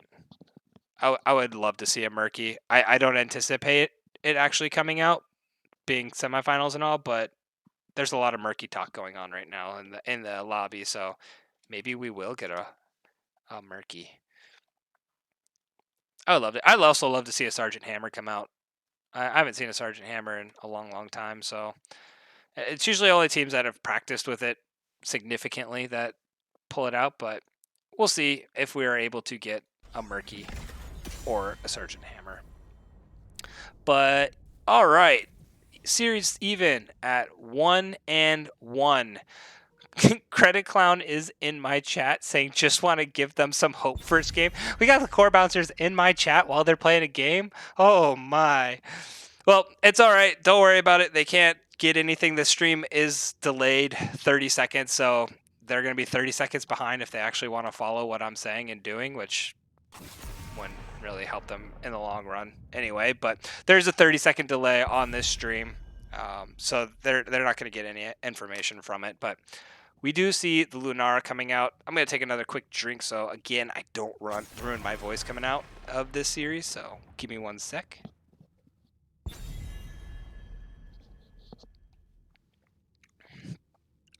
All right, back at it. Lunara Diva. Ooh, okay, we saw May ban. So they elected to ban the May on Volskaya, which May does do very well on Volskaya. So due to the May ban, that leaves Sylvanas as a potential opening. Now, the Devil's Rejects, since they banned the May, maybe they're looking to take the Sylvanas themselves, since they do have first pick, but they didn't ban the Sylvanas and Orphea. So same bans except for the May. And now the Devil's Rejects get and they insta-lock the Sylvanas. Okay, so, yep, they know Captain John plays it. They elected to ban the May, so they took it away from Credit Clown. The May said, show us something else, and they picked up the Sylvanas for themselves. So still pinching Captain John's pool a little bit, and showing that flexing they can play that Sylvanas as well, which Sylvanas is okay on this map. If, you get control of the Protector, Sylvanas can cause some serious siege to come out due to the fact that she can turn things off and the Protector can turn things off as well. But we see Tassadar Gazlo. Nemesis wants that Tassadar again. He got that Tassadar again. Gazlo getting picked up by Dan. And we get a Lucio and Li Ming. So Lucio stolen away by D Nasty. Li Ming. So Devil's Rejects making adjustments here in game 3.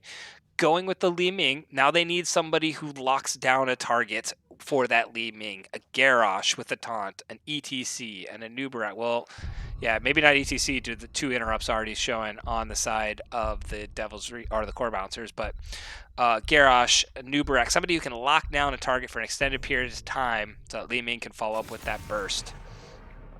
Diablo getting banned out. Diablo's another one that could have worked for as well, but we do see Diablo coming out. And oh yeah, this is important to note. The Gazlo, that was being played game 1 and 2 by the side of the Devil's Reject. So this is the first time we're seeing core bouncer Gazlo. So Gazlo gets to be on the side of the core bouncers, and he pairs well with Tassadar. They've got burst damage to follow up, and coming down with the hype.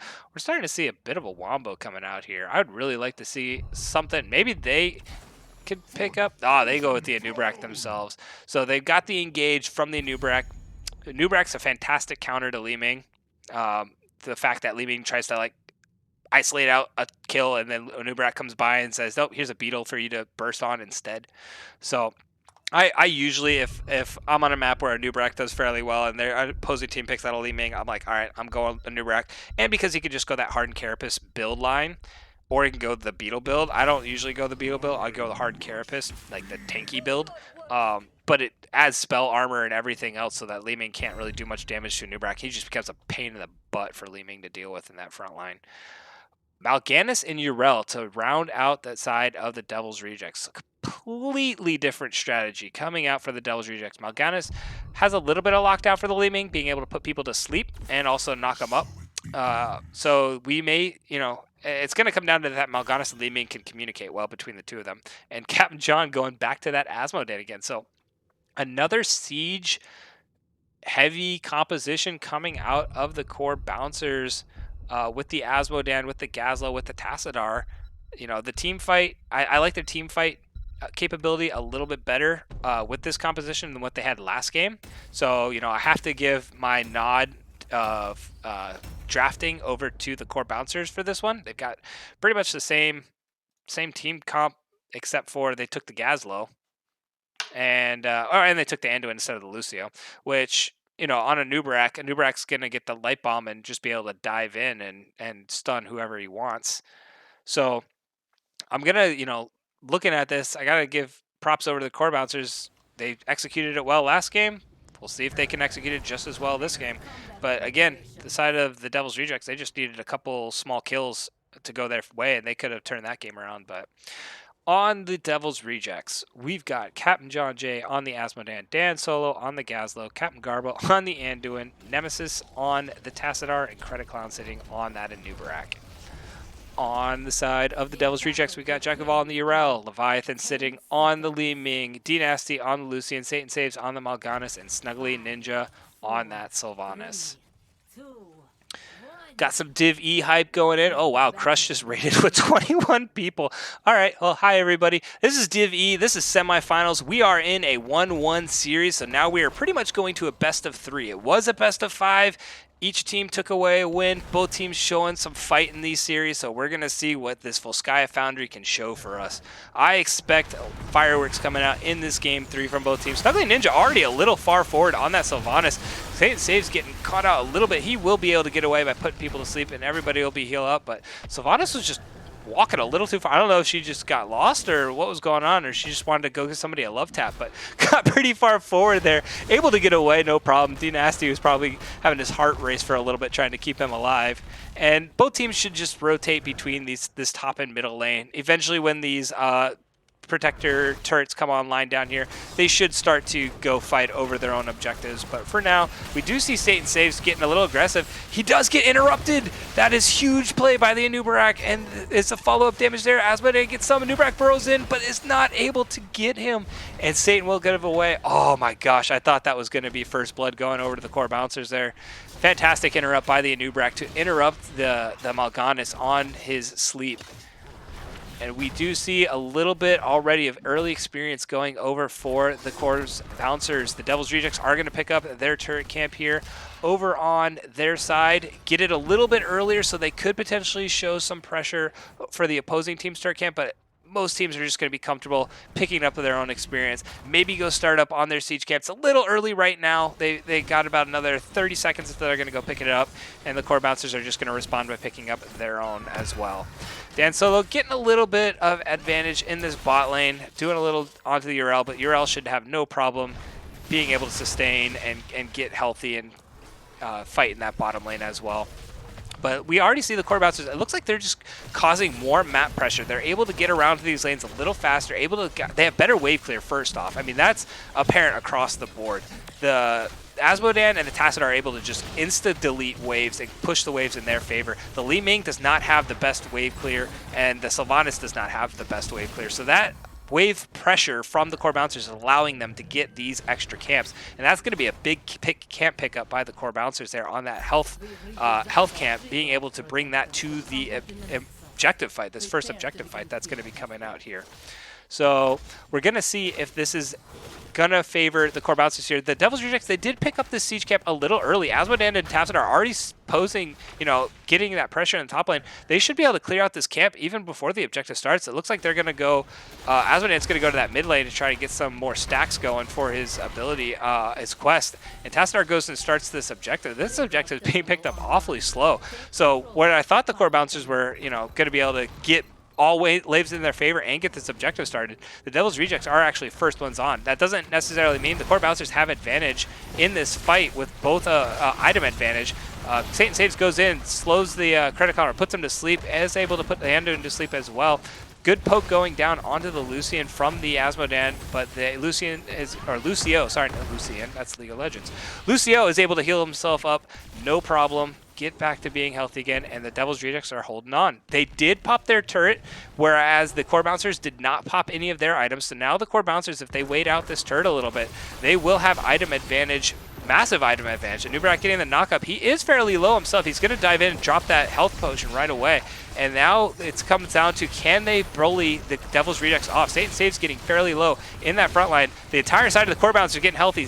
Mal'Ganis goes down, Sylvanas follows right behind him. And that's a big 2-0 kill for the side of the Devil's Rejects. And they're able to pick up this, well, they're able to siege this camp. That's going to be a big camp pickup if they can get this. More members need to come over. They're rotating over now. The entire side of the core bouncers are just going to bully the Devil's Rejects off, and they will pick up this objective camp. So nice timing on that fight and being able to follow up by getting another item advantage for the core bouncers. And now they are in the driver's seat over this objective. They have about a quarter or three-quarter level lead going on. They're going over. They're just going to pick up their own turret camp because why not? The Devil's Rejects aren't here to kick them off their own objective. So Gazlo is just going to hold down the fort while the rest of the core bouncers pick up their second turret. And now they'll have a 2-turret advantage, leading to another potential great fight on this objective for the side of the core bouncers. I don't see how unless they just don't put down their turrets, that the Devil's Rejects win this fight. Then it looks like they're going to try. Urella lands in, does a nice two-man stun. Gazlo, or the Mal'Ganis putting people to sleep, but the Devil's core bouncers are able to just tank and disengage well on this. Nemesis getting fairly low, but Satan Saves Andy Nasty getting low themselves. Asmodan, he just needs to dunk some people, but he is then able to hit the right targets, and the whole side of the Devil's Rejects are able to get away at low health, but able to get away, and they should be able to put up a pretty good defense on this first protector. Ooh, Sylvanas getting knocked up by the Anubarak. The follow-up from the siege is there, but the Sylvanas just Banshees away, and this first Protector should just go up to this top lane, get the wall down, get the health fountain down. That's going to help them with that second objective. D-Nasty getting very low on that Lucian. Sylvanas Banshees in aggressively. I don't know what that was about, but able to get away as huge aggressive play coming in from Snuggly Ninja. Almost very optimistic, as NyQuil would say, and it didn't end up working out for them. The Jack of All going in on the rail kind of bounces around but doesn't end up getting any targets that he's looking for. 2 targets put to sleep by Satan Saves. He's trying to get the pick onto the Anubarak here, but unable to. He can't get away, gets walled off, and ends up going down as well. That is 1 kill going over for the Core Bouncers. They do have their level 10s. The Devil's Rejects are only on level 9. Asmodan puts down the army already. They're sieging up, and Lucio does go down as well. Nubrak has his Cocoon available. He could put one under and, you know, get another pick here, but he elects to hold on to the Cocoon. Satisfied just with the tower. Gonna pick up this objective as well. And this is a good start coming out of the Core Bouncers here. They look like they're, you know, they've shaken off those early game jitters in game 1 and are now getting, you know, under control, getting a rhythm here in game 2 and now in game 3. And they're just going around getting excellent timings on all these camps to get some more item pressure and just map pressure in general. You're all trying to pick a little bit of a fight with the Asmodan, but that's going to go in nobody's favor there. And that's another health pack being picked up by the Core Bouncers, and now they're looking like they're going to set up siege on this mid lane. They're not going to go get their camp. They're going to hold their camp instead of getting it pushing early. I would expect them, you know, they do have the timing on this turret camp, so maybe that's where their play is. It looks like that's where they're starting to sniff out. Both 10s are online for both targets. Mal'Ganis is just completely zoned off from his entire team. His sleep is down. Tassadar unfortunately does miss the poke there. Mal'Ganis goes in. It's going to be interesting to see who the Anubarak decides to put in a Cocoon. Grab bomb coming down. 4-man grab bomb, but there's just no follow-up burst from the Tassadar. Holy guacamole, I thought that was going to be just a huge wombo combo, but it's not over yet. Yrel absorbing everything up. Satan Saves popping his ultimate. Yrel jumping in. Now it looks like the Core Bouncers are on the retreat here. The Devil's Rejects, they're all fairly low. Tassadar just needs one big burst. Comes in. Lucio's goes down from the Nemesis burst on Tassadar, and that ends up going to be a fight over to the Core Bouncers. But man, did that look like that was just going to be a massive victory for the Core Bouncers with that 4-man grab bomb. Unfortunately, I think Tassadar had put out his burst damage before the 4-man grab bomb had come down, so he just didn't have it available to put down in the grab bomb. So maybe a little bit of a communication error there, but ultimately the fight does go into their favor. They get the 1 kill, they get the turret, and this map is painted blue on all objectives, which is going to help the Core Bouncers immensely with this next objective fight that's going to be coming up here in about 30 seconds. You know, I don't want to say that the Devil's Rejects are out of this, because we've already seen them come back in 1 game, and they, you know, they're only about a level behind right now.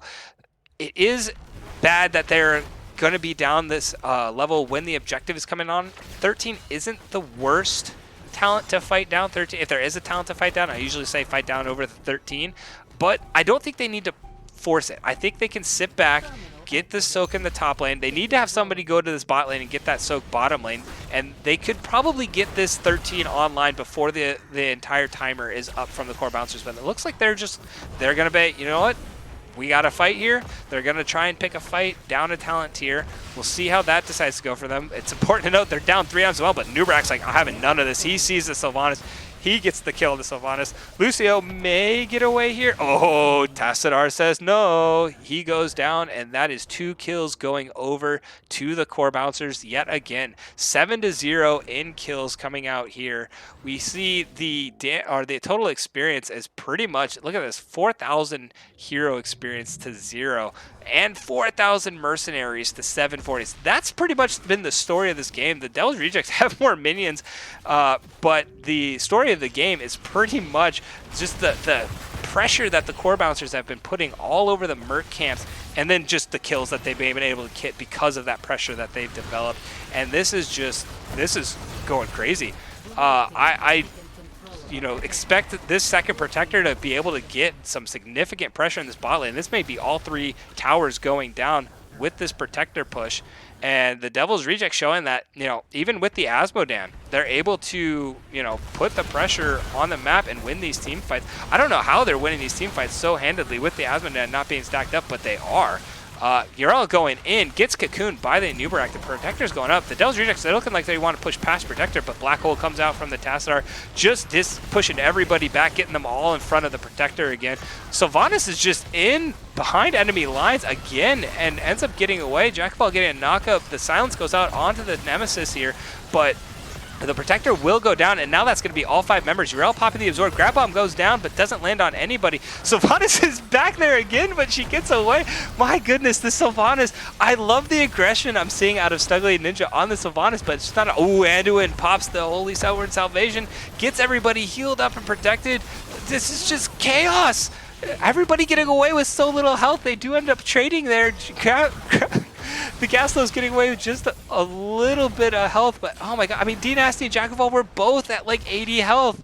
That was just a hugely chaotic fight, and nobody was dying for the longest time. I was waiting to call out deaths, and it just never happened. I mean, I'm massively impressed that, one, the Sylvanas, she ended up dying, but she dove behind enemy lines like 3 times in that fight and didn't die. And then the Devil's Rejects, they were down the Protector. They didn't get a kill while in the Protector, while the Core Bouncers had the Protector, which is, what they were trying to do. Then the Core Bouncers come out of the Protector at pretty healthy, and the Devil's Rejects just didn't give up on the fight and got the Core Bouncers on their back, on their heels, and ended up picking up a kill. So I'm liking the team fight potential I'm seeing out of the Devil's Rejects here. If they can keep this up, the Asmodan's, again, not getting the stacks that he needs yet.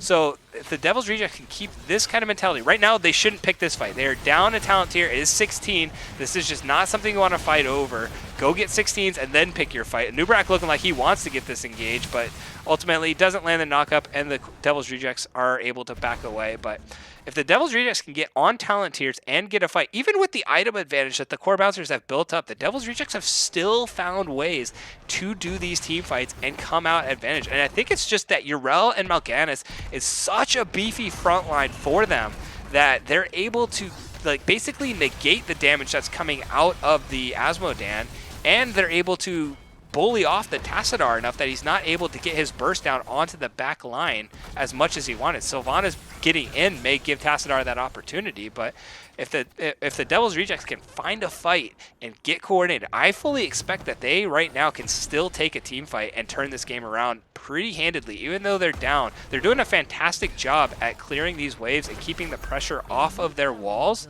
So, and they've kept this bottom tower alive. The Core Bouncers, they do have the siege potential, so they don't have the Zool this game to help with the siege, but they still got the Asmodan, they still got the Anubarak popping the Beetles, so the Beetles will tank everything up, and this is going to be bottom tower going over.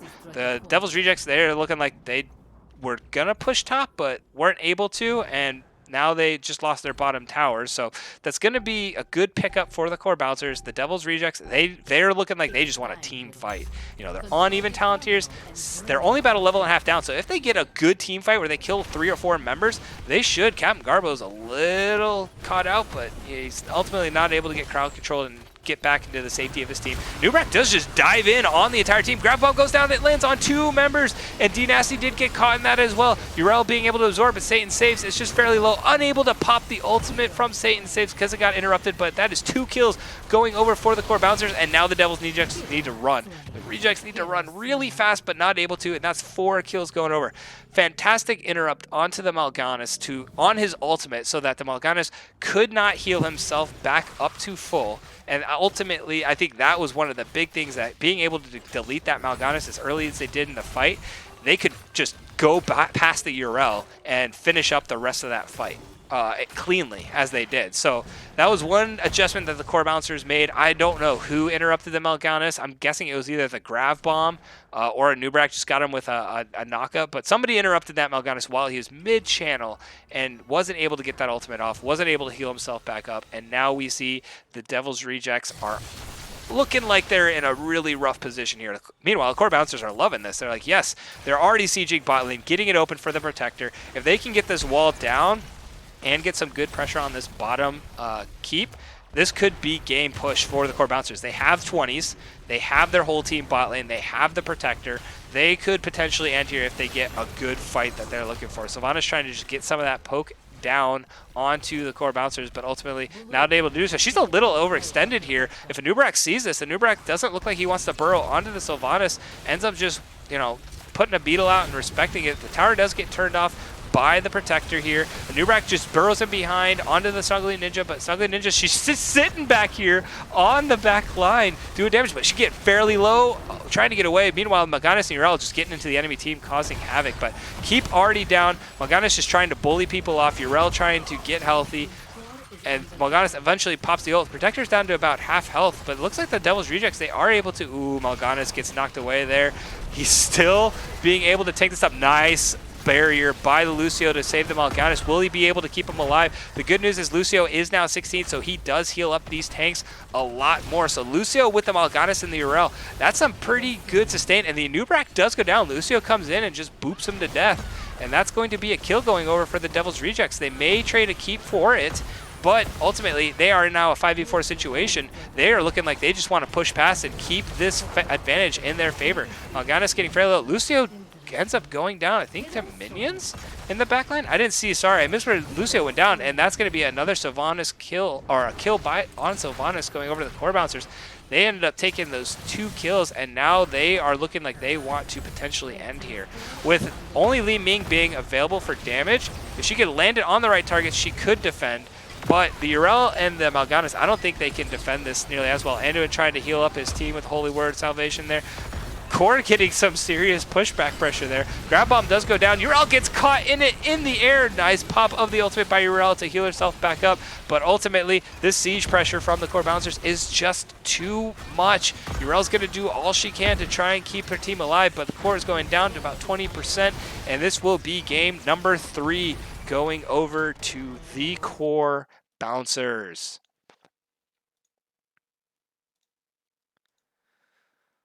Alrighty.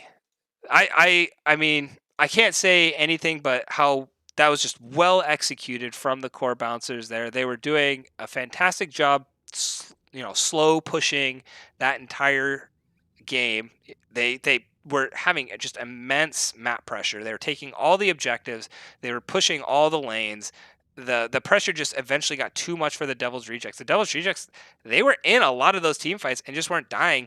I think they had the damage with the Li Ming and the Sylvanas. The Li Ming wasn't able, unfortunately, you can see on the stats, the Li Ming was only able to put out about 40k damage.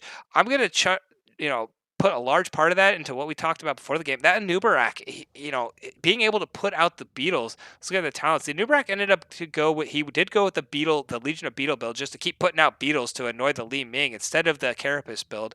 But the Li Ming just, when those beetles keep coming out, it's really hard to land the skill shots onto the targets you're trying to hit because there's just that many more minions in the way. So, the Li Ming unfortunately just wasn't able to put out the damage that she wanted to be able to put out. The Anubrak had some pretty good engages where he was knocking up that Sylvanas. That Sylvanas, 53,000 damage. She was putting out the damage. She did die 5 times, ultimately being just a little too aggressive in some of those fights.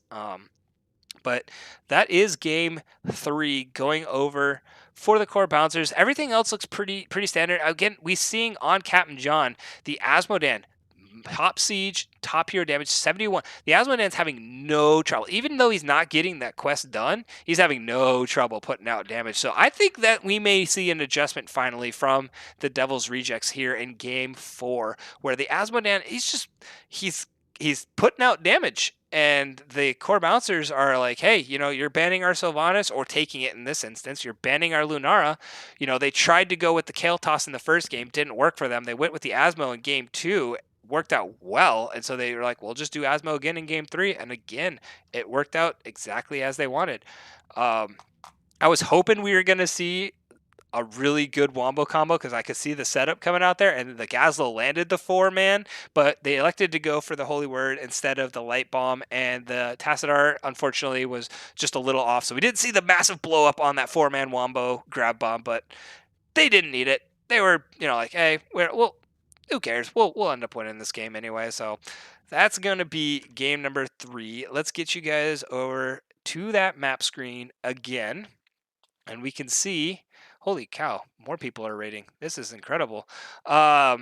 We can see how this series has developed so far over the course of 3 games in this best of 5. So, game 1, the Devil's Rejects picked Towers of Doom and won on the Towers of Doom. The Devil's Rejects then got to pick the map for game 2, went to Infernal Shrines, but the core bouncers pulled out this Asmodan Zool Siege comp, and it worked pretty well. Better than I expected, especially over the fights around the objective. So then game 3, the Devil's Rejects were like, "Hey, we want first pick." So the core bouncers picked them up. They picked Volskaya, and they won Volskaya as well. So now the Devil's Rejects, they're back against the wall, but we've seen them do reverse sweeps before. This wouldn't be a reverse sweep, but it's still a come from behind win.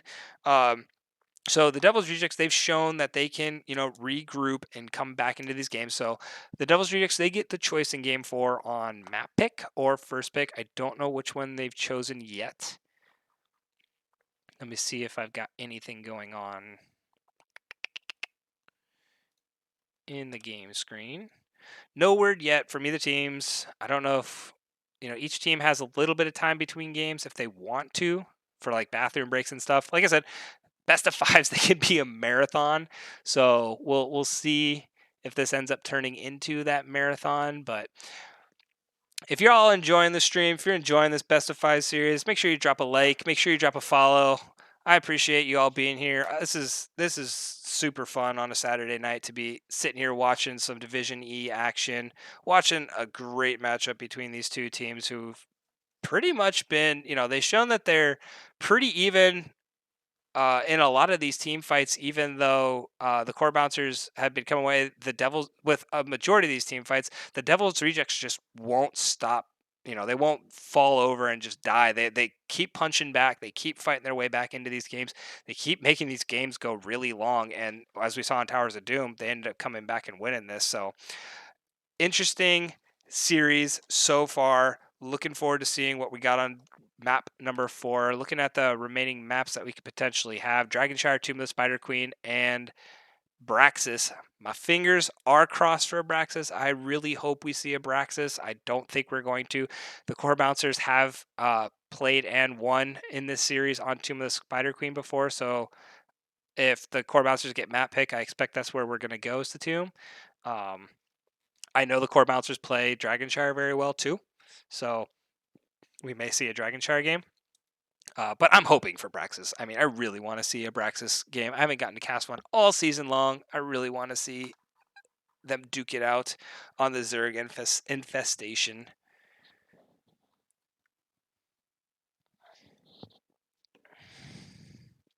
I'm checking my Discord real quick, seeing if I got any messages there.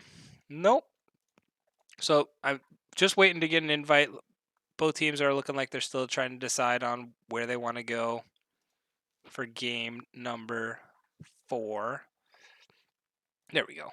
Got the invite. We are going to Tomb of the Spider Queen. And I'm guessing this was a core bouncers pick. Yeah, this was a core bouncers pick. Alrighty. So let me get that set up for you guys so you can see where we're going. Tomb of the Spider Queen, picked by the core bouncers. I expected this one just because in their previous, so we're seeing all 3 games, all 3 maps that they played in their previous series and their best of 3 came out in the series, but the core bouncers lost on Volskaya and Infernal Shrines in their last series, and they won on Tomb of the Spider Queen. So if we're doing like a flip-flop here, that means the Devil's Rejects need to win on Tomb of the Spider Queen, and then we'll have just a complete reversal of their previous series. But they've really shown that they like the Asmodan, and if there is ever a map to bring Asmodan out on, Tomb of the Spider Queen is one of those maps. Like, Asmodan loves being on Tomb of the Spider Queen. So we will see if that Asmo is allowed to go through. This might be where, if you are the side of the Devil's Rejects and you don't want to see the Sylvanas and you don't want to see the Asmo, this may be where you let the Lunara go through. I would expect the Lunara to go through on this just because she's a little easier to lock down on this map than some of the other maps that have come out. So the core bouncers are just waiting. They need a couple more minutes before they'll be ready for this game 4. But I'm just talking about the pick and ban strategies. That's where my mind would be going if I was on the side of the Devil's Rejects. Is like, hey, we tried the Sylvanas, and Sylvanas does well on this map as well. So Sylvanas didn't work for us. If we can't take it again, they do get first pick, so maybe they'll first pick that Sylvanas again. But if they can't get the Sylvanas, they'll ban the Sylvanas.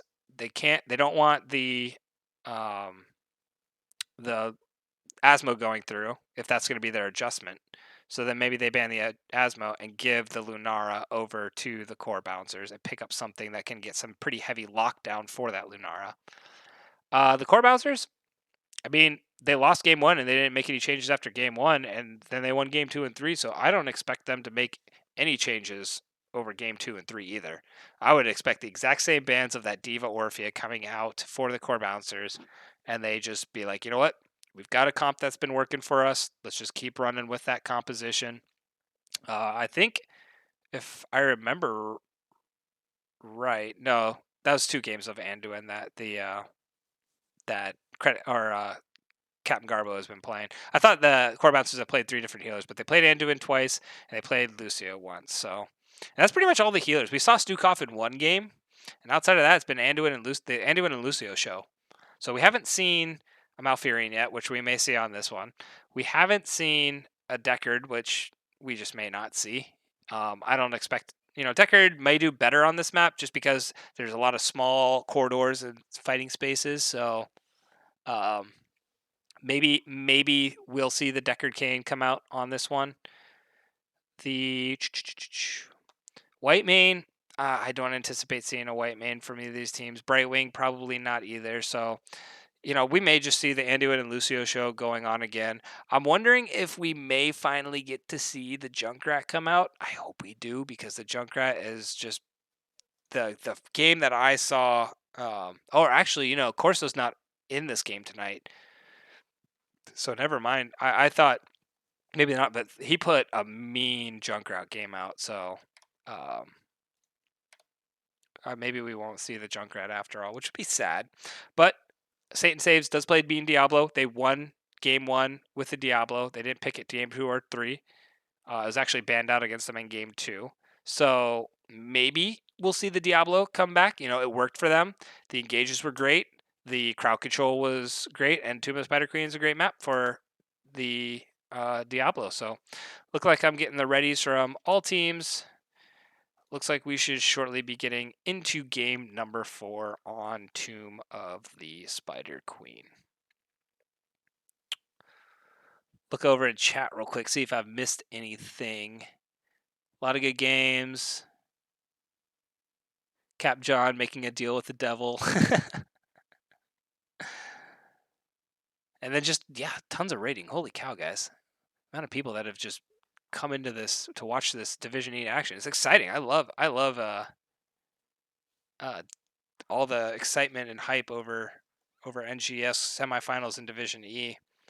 This is probably my favorite division to be able to cast. So, the fact that we're going to a game 4 here has got me all tickled inside. I'm enjoying this. So let's see what the sides do. I don't anticipate these bans taking very long because they've had a long time to talk about them, but and yeah, I mean, the Tomb of Spider Queen, this is a classic HCG map. Like, one of the original maps that came out in Heroes of the Storm. Everybody knows the overall strategy for this map. It's a very small map, which I love small maps because that just means there's more room. Everybody's kind of forced to fight a little bit more.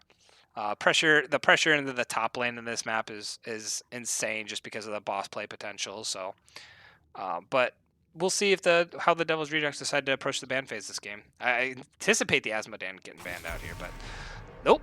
There goes the Lunara. So we already talked about it. The Lunara decides to get banned, so that means that either Sylvanas or Asmodan's going to get banned number 2, and they're probably planning on picking up. So maybe they do ban the Sylvanas and they pick the Asmo up themselves. Maybe that was the conversation that they had, because the core bouncers have been doing really well with the Asmodan. They tried the Sylvanas, it didn't work for them, or maybe they just want to go with the Sylvanas again.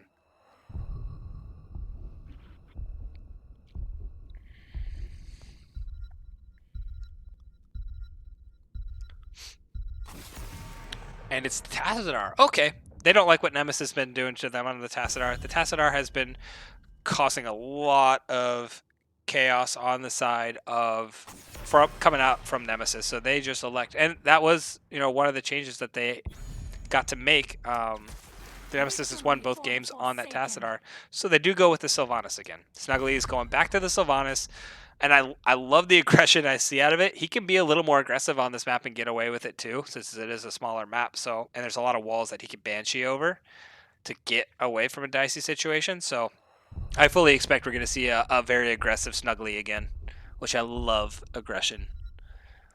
But we'll see what's going to come out for the core bouncers here. The Gazlo and the Mei. Been the story of this series pretty much, outside of the healer battle, is which team gets Gazlo, which team gets Mei, and both go over to the core bouncers here. So already a great frontliner and a great Wombo ultimate setup potential, which Gazlo loves grab bomb on this map. Again, it's a lot of small corridors to fight over. Gazlo's going to do really well here on this map. Diablo and Stukov. All right, so they're going back to what won them game 1. Devil's Rejects are like, you know what? We tried something different game 2 and game 3. It didn't work. We won game 1 with this comp, so let's go back to it. The Diablo Stukov combo just came out massive in game 1 for that pick potential, and they're looking like, you know, Diablo excels at this map, and they're not letting it get banned out this time. So Diablo gonna be raining terror all over Tomb of the Spider Queen. Kael'thas getting banned out. Okay. The only person that's played Kael'thas so far that I've known was Captain John in game 1. Core bouncers, or the Devil's Rejects, really haven't shown a Kael'thas. But Kael'thas, again, since it is that small map, Kael'thas can put out a lot of damage with the Living Bomb and with the Flame Strike, because it's everybody's got to be in close corridors. So.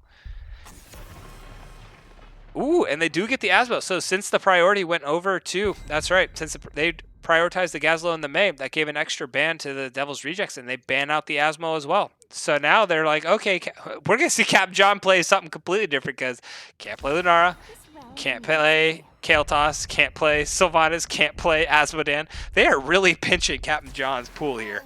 And we're going to have to wait till the very last pick of the game to see what Cap John's going to pull out of his, you know, backpack. Like, he's already dipped into his back pocket and pulled all that out. He's got to go all the way into his backpack to pull something out for this series. But Li Ming and Lucio, so the Lucio getting traded over again. And Lucio has been pretty much picked in every game, and the Li Ming coming out. So the Nemesis is like, okay, I saw what she did on Li Ming. Let me show you what I can do on Li Ming. Oh, Deathwing. I like it. Oh, and Lior. Okay, so I've seen this. I don't know. Okay, so the Deathwing Leoric combo, I love. I don't necessarily love it with the Diablo, but I'm not gonna rule it out yet. But the Deathwing damage with the Leoric in Tomb, it was played in CCL last weekend or 2 weeks ago. It just decimated people, and then we saw it last night. I believe there was a series last night. I think it was on Bankai's stream. Banky, I can't say his name. I gotta see his name. Where maybe it was his stream, maybe it was somebody else's stream. I can't remember. Maybe it was a Crushinator stream. But they pulled out a Deathwing and a Leoric, and it just was causing so much chaos. But Tychus, I mean, probably the most comfortable / brain dead pickup to pick against 3 very heavy frontliners. You know, Tychus is that known for that tank shredding, frontline shredding potential. So when the opposing team shows so much beefiness, yeah, it's got to come out. The only thing that's missing out of that composition that we saw in the Deathwing combo is the Uther. The Uther lockdown is insane with the Deathwing potential. So Bankai. All right, there we go.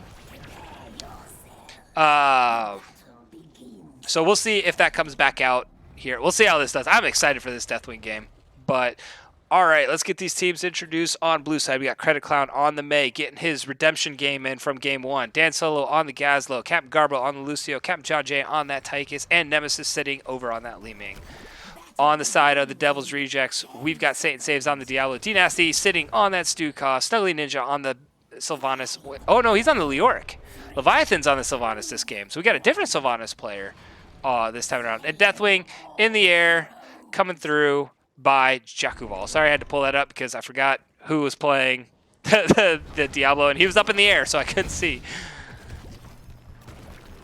Alrighty, I'm excited for this game 5, or 4, sorry. I'm excited if we get a game 5 too. I hope we get a game 5 with how this series has gone so far, but I'm excited just to see the May again. And letting Credit Clown have his redemption game on that May. He doesn't have the Anduin this time for it, but I still expect to see great things coming out of Credit Clown for the May. But May is already getting knocked back by that Diablo, getting down to about half health. She'll be able to heal that up just fine. Leoric's already headed down to the bot lane. Top lane is getting rotated on by the side of the Devil's Rejects, and it looks like the 5-man's coming down. Watch out, Leoric. You got a 5-man. He should just be able to get away, no problem. But that was a 5-man rotation from the Devils, or the Core Bouncers, which means they may lose a little bit of this experience top lane if they're able to cut him off. But the Devil's Rejects just decide not to cut him off and instead just go straight to the lane, allowing the Devil's Rejects, or the Core Bouncers, to rotate up top lane if they choose to do so, which they still haven't. If Diablo goes through that middle lane, he could cut them off, or Deathwing. If either of them go and be aggressive on the pathing, they can cut him off. Deathwing's setting up to cut him off, but that's a nice little cutoff there from the Devil's Rejects, giving a little bit of experience over the top. But D-Nasty getting caught out by that May.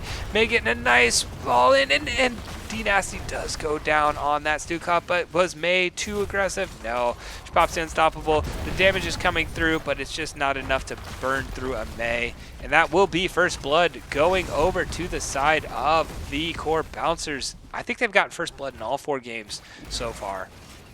But the Deathwing does go mid lane, just starts farming up. Credit Clown, it's like, there's nothing I can do against that giant dragon. I'm just going to put a little snowfield on the ground, make him dance in some snow. Maybe he's never seen it before since he's, fire-breathing dragon. But, anyway, Tychus is going to end up getting that shred potential coming through.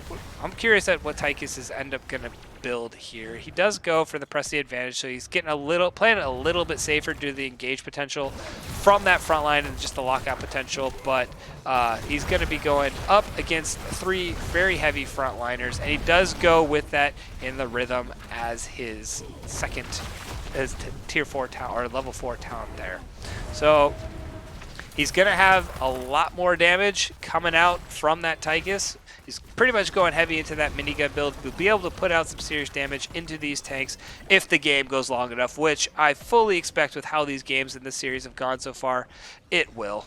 And so we should see that Tychus later in the game just absolutely shredding. But Tychus does get caught out here, and he's already used his dash away. So unfortunately, the Deathwing was breathing in the wrong direction and wasn't able to get the follow-up kill onto the Tychus. So Tychus is able to just get himself away to safety. Satan Saves, knocking back May, doesn't want anything to do with her, and the Sylvanas just trying to get some damage down. Meanwhile, in this, I'm not going to switch to bot lane yet because we may have another fight break out here. Looks like both teams are just kind of poking at each other. Satan Saves does dive in, ends up trading some of his health, but already that damage coming out by that Deathwing is getting pretty beefy.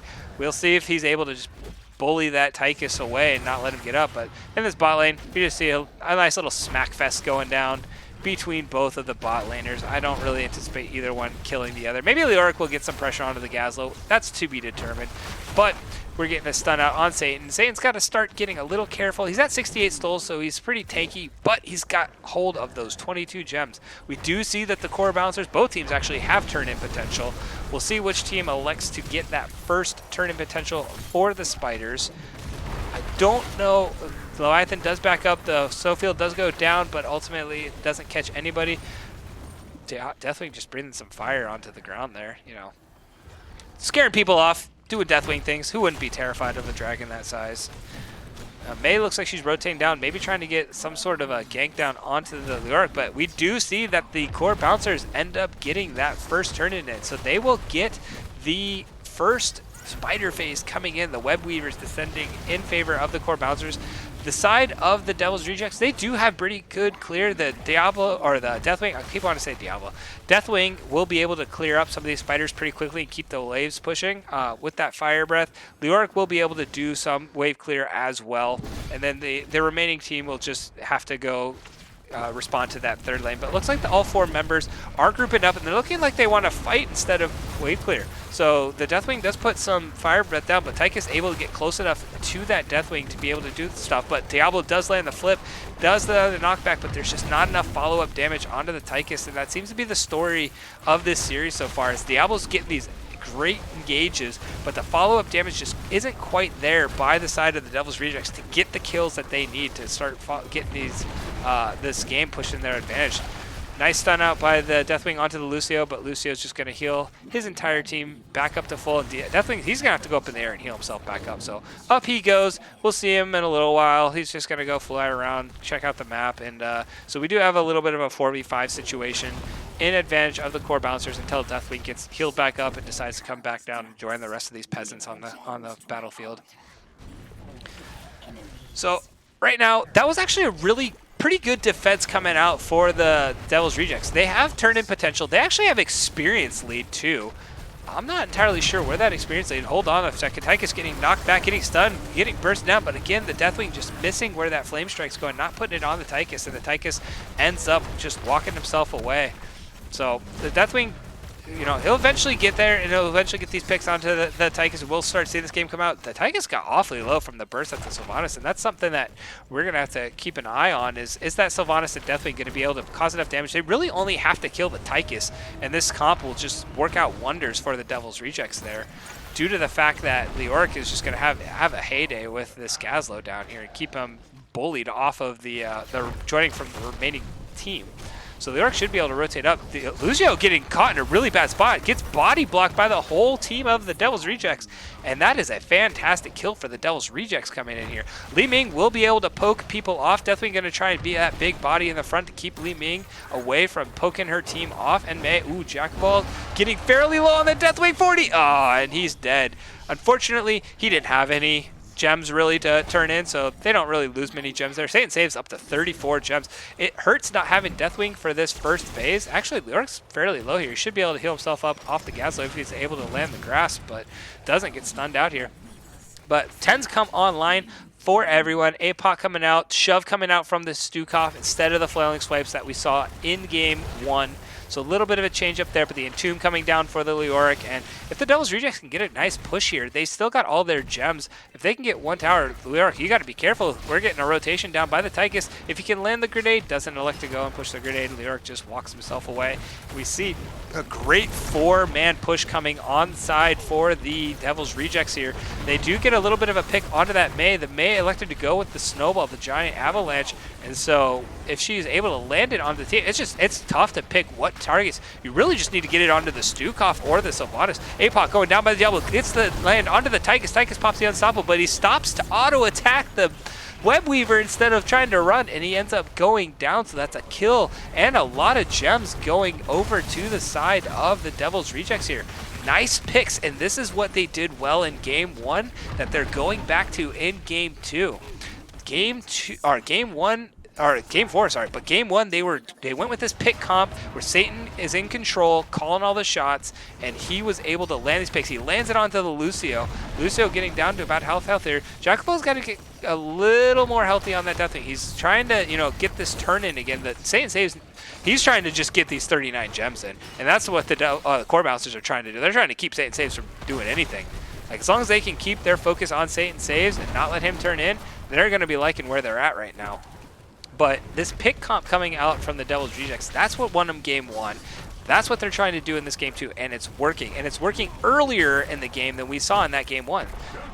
Nice shove by the Stukov, knocking Credit Clown in. Unfortunately, he's got the Avalanche. He pops the Unstoppable. Nice snow from the Mei. Can he land the Avalanche? He doesn't. and he has to just walk himself away. Stukov getting fairly low from the Odin, but oh man, the Mei looked like she was trying to get that avalanche coming out there and just wasn't able to get the right angle to get as many people as she could. Jakoval is fairly low. We should see Deathwing just going back up into the air again, healing himself back up. D Nasty, he'll be able to heal himself back up easily on the Stukov. Satan's trying to just sneak around, do something. Oh, but Blue does get the turn in. The core bouncers are able to turn in, so Satan, he's in a really rough spot right now because he wants to engage. He's got spiders coming in, but he also doesn't want to lose those 39 gems, because if he loses those and they don't get picked up, they're not going to be able to turn in after this Web Weaver phase is over, and that's going to be devastating. So Satan's going to have a really tough time at being able to pick. He's got to pick the best possible fight that he can. Be very careful on these fights. And it looks like they're just going to go up. They're going to try and just wave clear this top lane out. Top lane is where the priority needs to be due to the boss pressure. Mid lane, they're looking like they're okay giving up the mid lane pressure. They'll rotate down after they finish out this top lane, but this tower may end up going down, but that's okay for the side. Actually, it looks like they're just going to try and engage right here. The APOC does go down, lands onto the Tychus. Tychus is flipped, but just a little late, so he didn't get stunned. Unfortunate timing there from the Diablo player, and that could have been so great onto the Tychus, but just a little slow on the entire combo there. And Tychus is able to walk away and instead of getting stunned. But Leviathan, he jumps into the back line. We got crazy Sylvanas players coming out from the Devil's Rejects. I like it. They just love jumping in at low health and doing as much as they can. Ooh, Snuggly getting fairly low to the Gazlo. Gets the tap, so he will be able to heal himself back up. But that is what the Devil's Rejects wanted to do there. They healed them, they defended, they ended up losing that mid tower.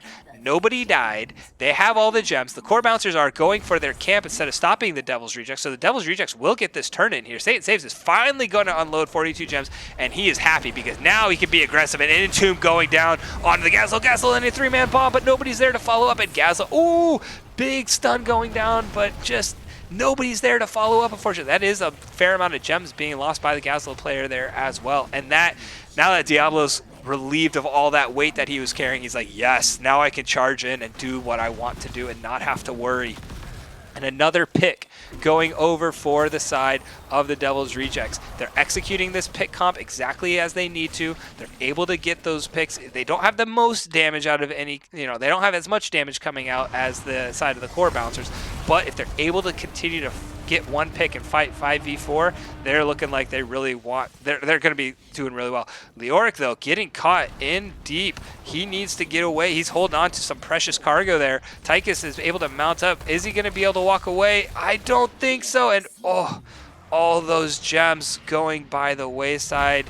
Unfortunate death there. Great pickup by the core bouncers, though, being able to knock those 25 gems off of the Leoric, and that's going to be huge for the core bouncers. That's going to take a lot of this pressure that the Devil's Rejects have been putting on them off and allowing them to get back into this game, which it looked like it was getting pretty grim. I mean, this top wave weaver, the Devil's Rejects elected to go mid to clean up that Merc camp instead of push with this top wave. They could have gotten a lot more keep pressure if they had just chosen to go with that. But Gazlo now, Gazlo, not where you want to be. This is a Gazlo getting picked off, and this is going to be another pick. And Li Ming now showing up here. Ooh, 4-man grab bomb, but there just wasn't enough damage. And that's going to be the siege camp going over to the Devil's Rejects, and they're in a 5v4. This bottom keep is gone. Sorry, I need to turn chat up. Y'all rude. Gazlo not liking that. I mean, to be fair, they just did the exact same thing to Leoric not 2 minutes ago, so we're seeing a little bit of bot lane love coming out from both sides here. But that was a good pick by the Devil's Rejects here. They now have priority for the gems. They're a little ahead in the total gem count. If they can get this next gem turn in before the core bouncers, it's going to be huge. They have 16s online. They're going to get this Merc camp picked up where the core bouncers will not have theirs. They have the pressure already going in the bot lane that the core bouncers have to adjust to. So if they get this camp and go turn in on this top web weaver with the Leoric, Leoric's right there. He should just go turn in right now. They've got the mid lane pushing. Leoric kind of trying to, I don't know what he was doing with the Li Ming, but he does go turn in, and now we got Web Weavers coming again for the Devil's Rejects, this is the one they need to make the most value with. They won't have turn-ins for a long time after this, so they need to get some good pressure. Ayapok going down by the Diablo, landing onto the Tychus. Tychus gets picked off here, and again, ooh, 3-man grab bomb, but unfortunately the Tychus is not there to put some damage down, and another kill onto the Gazlo. The Devil's Rejects are doing everything they need to set up a game 5. They have massive pressure in all 3 lanes, and they have a 5v3. Good stun by the Deathwing coming out here, and we are going to see a huge push coming out of the Devil's Rejects here. If they can get this keep and keep putting pressure onto the middle keep, the other lanes will continue to push, and they will get serious keep damage as long as Diablo continues to get the picks that he has been getting. This is looking really good for the Devil's Rejects. Looks like they're having trouble deciding where they want to go next. Maybe top lane, maybe Kate put that mid lane. I think keeping with the mid lane is where they wanted to go, but Diablo says no. I see the Lucio. Is he going to stun the Lucio? He doesn't end up stunning Lucio. They're going to go put the pressure in that top lane. Mei going in, trying to get some cause any sort of chaos she can. The turret gets shut off by the Sylvanas passive there. The Web Weaver is about at quarter health going on. Gazlo is not here because he has to respond to the bot lane, and this is pretty much all that the Devil's Rejects are going to be able to pick up here. Leoric's doing everything he can, but I think staying with the mid lane and just heavy pushing that mid lane was probably the better call, since all the members of the Devils, or the core bouncers, the remaining members, went to that top lane to start clearing out. That top lane just wasn't healthy enough.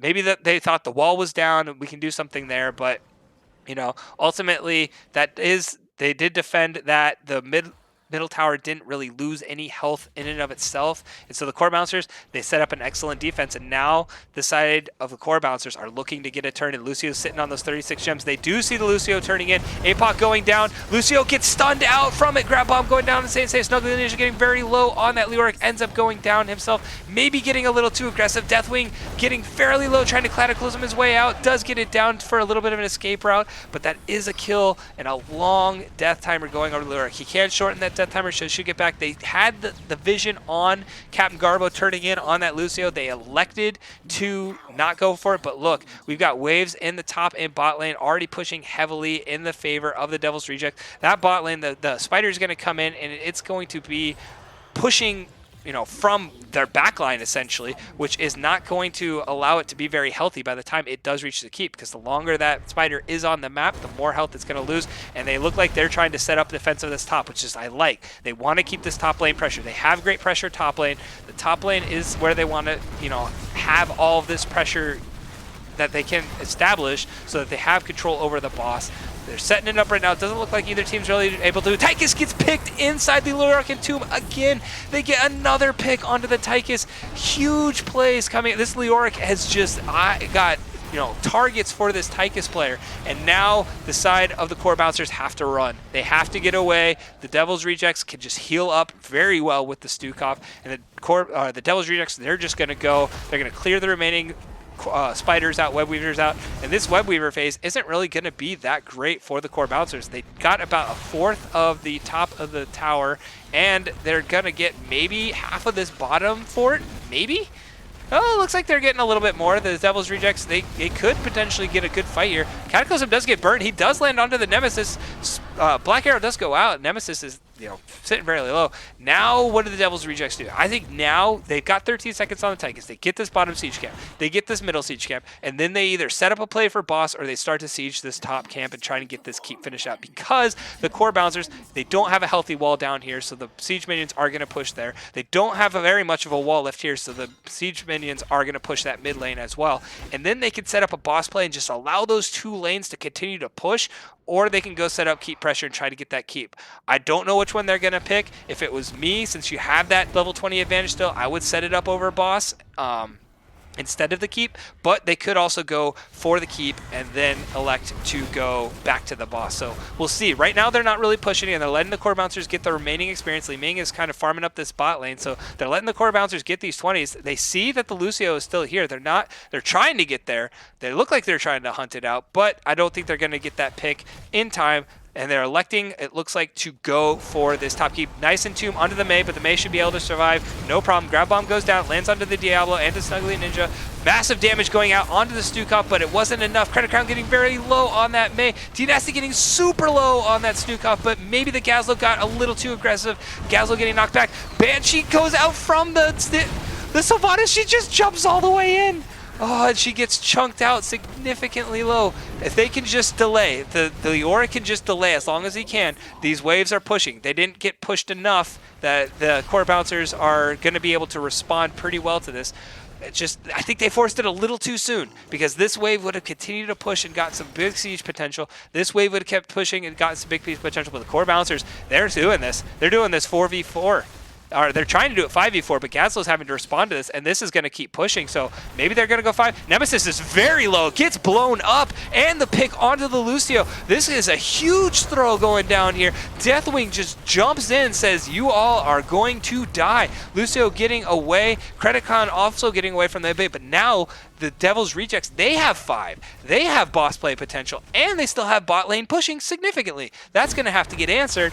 The Devil's Rejects, now they're going to get a free boss. They're going to get this boss. They're going to get top keep, and they're going to get map pressure even more, that they could just wait, farm up gems, turn gems in, or they could potentially try and end with boss. It's going to be close to try to end with this boss. Li Ming's still on 20 seconds, 25 seconds of death. This boss is going to get to this keep with her being out about 10 seconds. It's going to take 15 to 20 seconds for the Devil's Rejects to get here. So we'll see what happens on the side. The core bouncers are just going to go turn in all their gems, because they're doing a last hurrah, and they want to get the value from all the gems that they have and then go and defend. But that's going to allow this top tower to get killed before the boss even gets here. This is a very, very healthy boss going into the core. They may try to force a core fight here and end with this boss. It looks like they're sitting behind this boss. Deathwing's starting to rain some terror. It looks like they're just set up. They want to end here. It's going to come down to execution. They decide, nope, you know what? The damage, the Odin was already popped. They know they have ultimate advantage on the Tychus now. Deathwing's going to go start farming out. Sorry about that. Deathwing's going to go start farming out these gems down here. They're going to go, again, start getting siege camps in their favor, or not. They're going to turn in. They don't have turn in quite yet. So the Mei's going to come in. They're going to keep them off. They should be going to get this bottom siege camp, getting all the gems that they can, but they're looking like they're going to fight. I don't know if they want to 5v5 here. It would be better just to wait till you get gem potential and let your top lane continue to siege, which they are doing. It looks like they're just trying to poke them off and back up. The core bouncers want to fight. They do land it on the Tychus again. The Tychus gets caught out, and the Tychus is, oh, he got the Lucio pop, but is it going to be enough? The Tychus is still alive. Lucio may have just saved this game. Oh, but he's going to go down. Oh, my goodness. Credit count very low. The Banshee's coming in from Sylvanas. He's going to maybe get the Mei, maybe not. May or not. May. Nope. A little too aggressive from the Sylvanas player. Ends up losing some gems there, too. Oh, my goodness. They need to, they've got turn-in potential now. Now they turn in. Top lane is pushing. They should be turning it on the bottom instead of the top, but they're going to elect to go for the top. If they can all channel this in, they're going to fight it 4v4. Which is not the worst situation. You can win these 4v4 fights with this team. And they've already got these lanes. I think bot lane is where they want to push. Let mid do its own thing. Top is already going to push. The Gazlo's going to try and counter push that as much as he can. Deathwing's going to try and prevent it as much as he can. But bottom lane is where they're going to create that pressure. Allow top Webweaver to just push as much as he can. And this could be game ending for the Devil's Rejects here. They could be sending us to a game 5. The core, you know, I forgot to mention, while they were doing this defense, which is what the Devil's Rejects wanted to do, delay as long as they can, the core took 30% damage. Its shield went away and it took 30% damage. So this is only a 70% health core instead of 100%. So that's even more, you know, even more that these web weavers are going to be able to cause that much pressure. Leoric, not land. That's the first tomb that Leoric has missed. This Leoric has been playing out of his mind to catch this Tychus. You know, he deserves a break every now and then. Nice 3-man stun coming out of the Deathwing here. This web weaver is getting fairly low. Leoric is trying to zone him off to keep the web weaver alive, but the rest of the team, they're just going to stay here. It is unfortunate that the Sylvanas was the one that died, because Sylvanas could have just turned off this keep here, but the middle web weaver, it's doing its thing. It's actually getting cleared out, and the top web weaver got cleared out as well, so the core bouncers are actually doing a very good job at defending this. The Devil's Rejects, they're not looking like they're able to siege as much. Grab Bomb going down, lands onto 2 members there, unstoppable pop. The Lucio already pops his ultimate. Leoric getting fairly low here. but everything's just a little chaotic. Diablo trying to land a stun here, and the Devil's Rejects, they got to run. They are not healthy. The May's getting a nice little pick here going on, and the May, 2 kills coming over, 3 kills coming over, and the Devil's Reject, or the Core Bouncers, they are liking this pick. Just a little unorganized from the Devil's Rejects. I thought they were going to be able to pull it off. Diablo is going to come back due to having the souls, but now this is going to be a turn going over for the Core Bouncers, and that's 50-second death timers. They may look to push this bot lane and end this game. You know, they may try to do what the core bouncers is. Important to note, they can't push S5 here, because if they do, this top lane is going to continue to get its value, and we're going to get siege potential coming onto the top core. Well, no, sorry, the Web Weaver is going to delay that. That is my fault. I forgot they did get a Web Weaver turn in, so that's going to negate that push. They are going to push this bot lane, but it will be a 5v fight over this bot lane, so I don't expect them to end as long as, Diablo's going to get caught in that grab on me, walk back into it, and that's going to be a dead Diablo. That's a huge pick for the Core Bouncers here. That is exactly what they needed to do. Now they could potentially end it in this bot lane. Leoric missing another Entomb.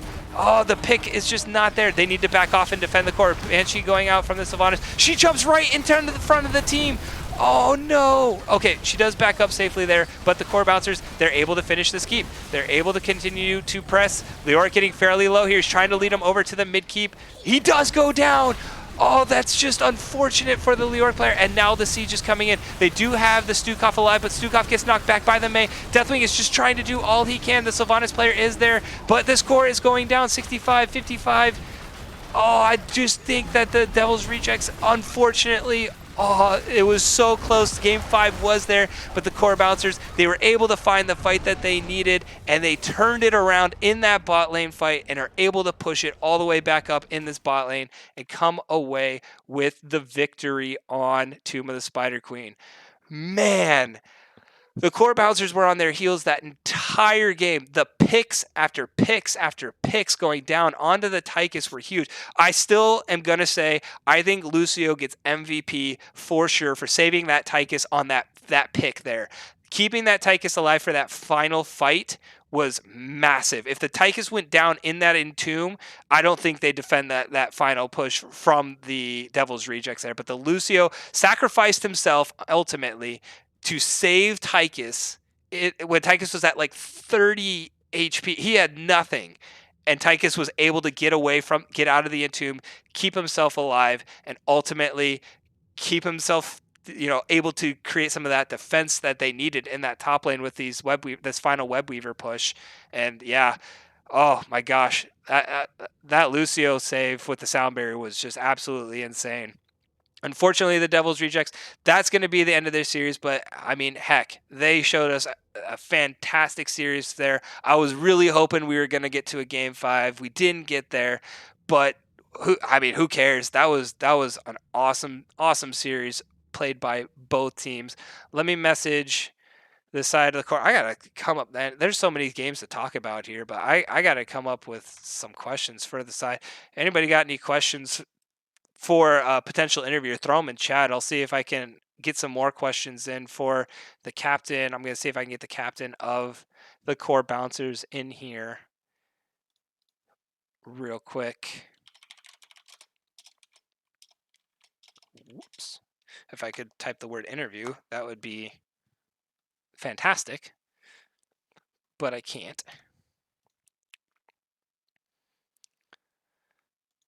Holy guacamole. All right. I don't know how all these teams' hearts are, but my heart is just racing right now. That was awesome. That final game was just great to see. Not seeing. All right. Looks like we're going to get an interview. As expected, I'm going to go ahead and get this lobby set up so we can get interview with the Core Bouncers. Let's see if I'll just wait around and see when he decides to pop in.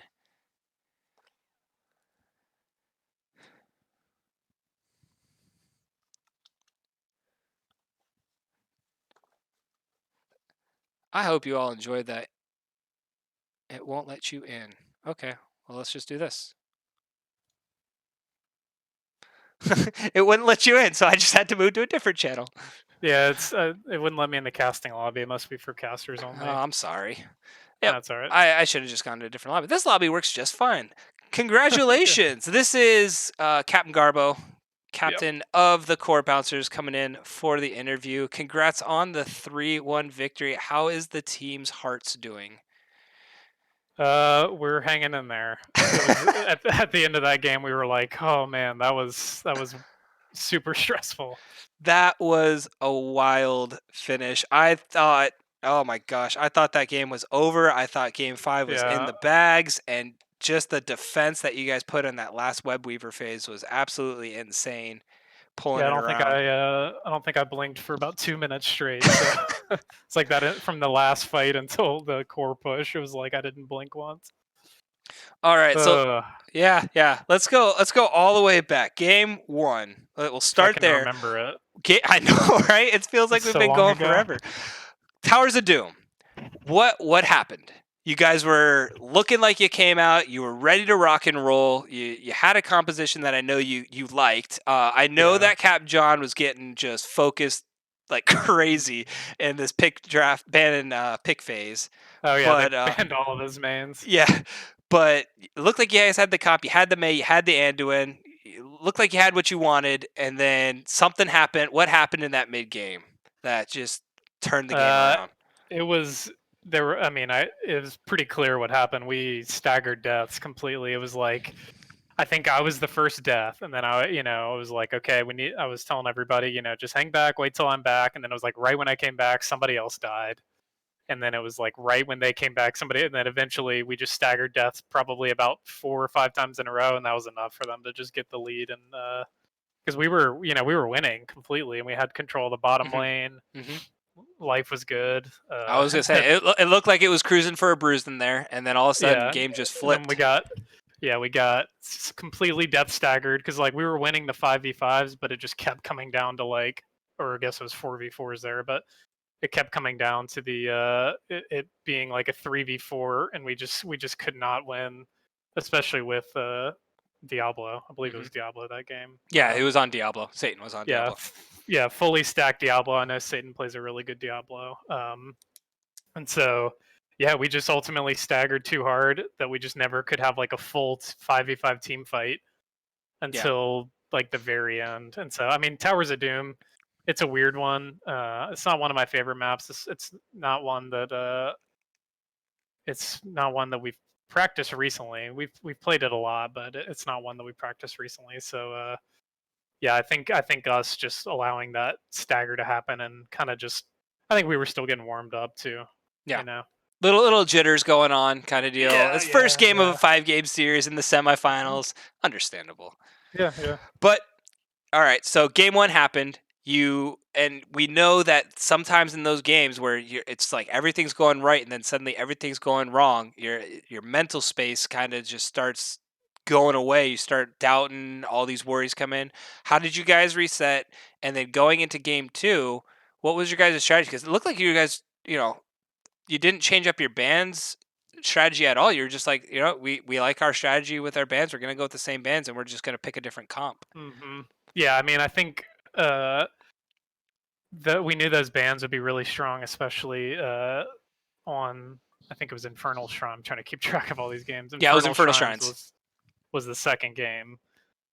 We knew ultimately, the Orphea Diva comp. I know they play good Diva because we play. I think they wrecked us with the Diva when we played them in the original games. And yeah, it was kind of we knew we could kind of refocus the game into having kind of a little bit of a heftier team fight map, somewhere where we can really strive. And so uh, I'm trying to remember the. Did we have? Was that the game we had KT? No, that was Towers of Doom. You guys on game 2 ran the Asmodan Zool like siege comp kind Yeah, of yeah, yeah, deal. yeah, yeah. That's right. Yeah, that gave us a ton of push that game, and I think we kind Nemesis of got his figured out Tassadar.